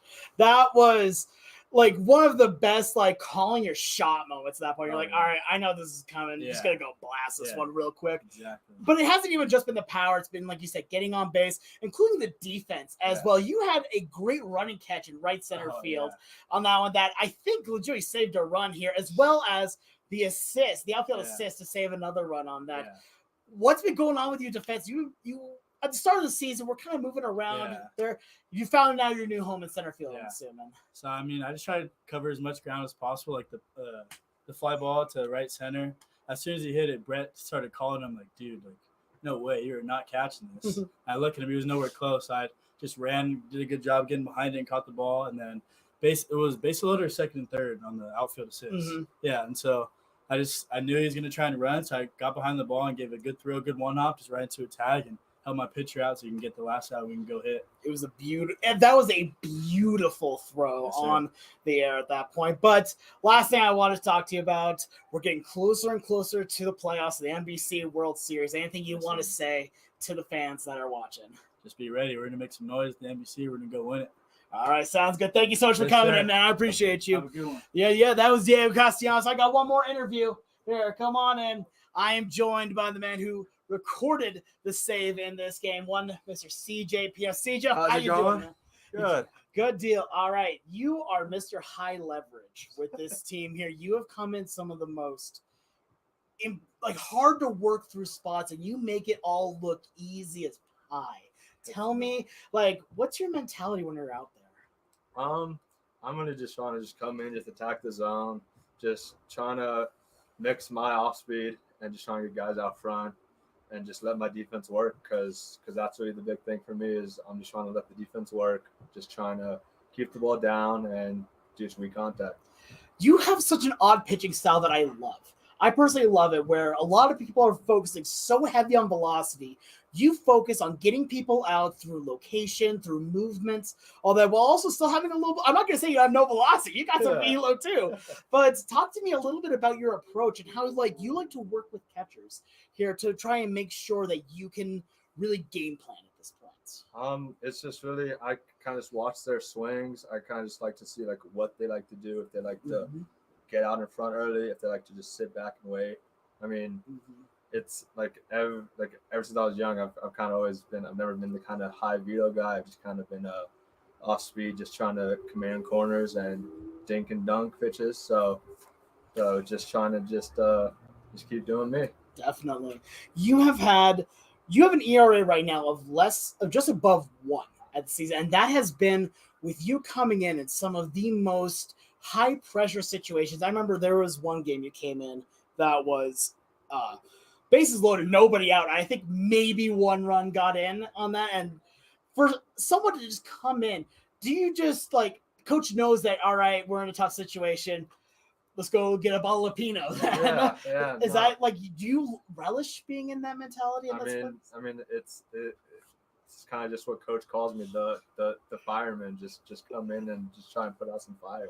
The fireman. I absolutely love that. CJ, thank you so much for Thank coming you in, so man. much.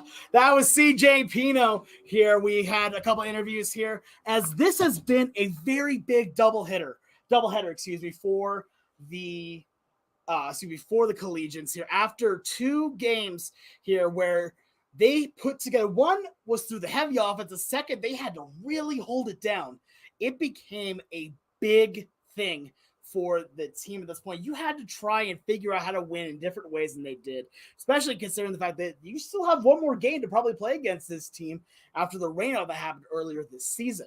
But this team has shown that they can win in a number of different ways. They have their pitching work, they have their hitting work. Every bit of the team is working at a full capacity right now, and it's something that's very much needed given the fact that the NBC World Series is not that far away. It is in a couple of weeks. We are down to the final 2 series here for Boulder. Here, the next one will be against the Arvada Elite at home at Scott Carpenter Park. And then they have one last 2-game set against Mile High Tribe way over there for them.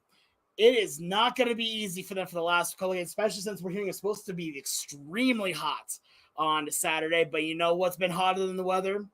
The Boulder Collegians have been. But I want to say thank you to everyone for tuning in here. I want to thank our sponsors here in I want to thank our sponsors in Hazel's Beverage World, the Boulder, Alpine Bank, WK Real Estate, and Stretch Zone. All incredible sponsors for your Boulder Collegians. Again, make sure you tune in on Saturday. Here, we've got 2 more games coming right for you at home against the Arvada Elite, where, for those of you that remember watching earlier, the Arvada Elite handed back-to-back losses to the Collegians. The first game, close one that came down to a walk-off.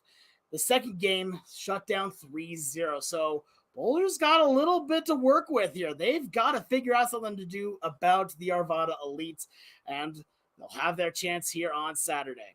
But from all of us here at today, thank you again to NSU Denver for holding us today. From all of us here with the Boulder Collegians, my name is Alex Clark. I've been your broadcaster. Have a great rest of your night. Stay safe, and I hope to see you all real soon.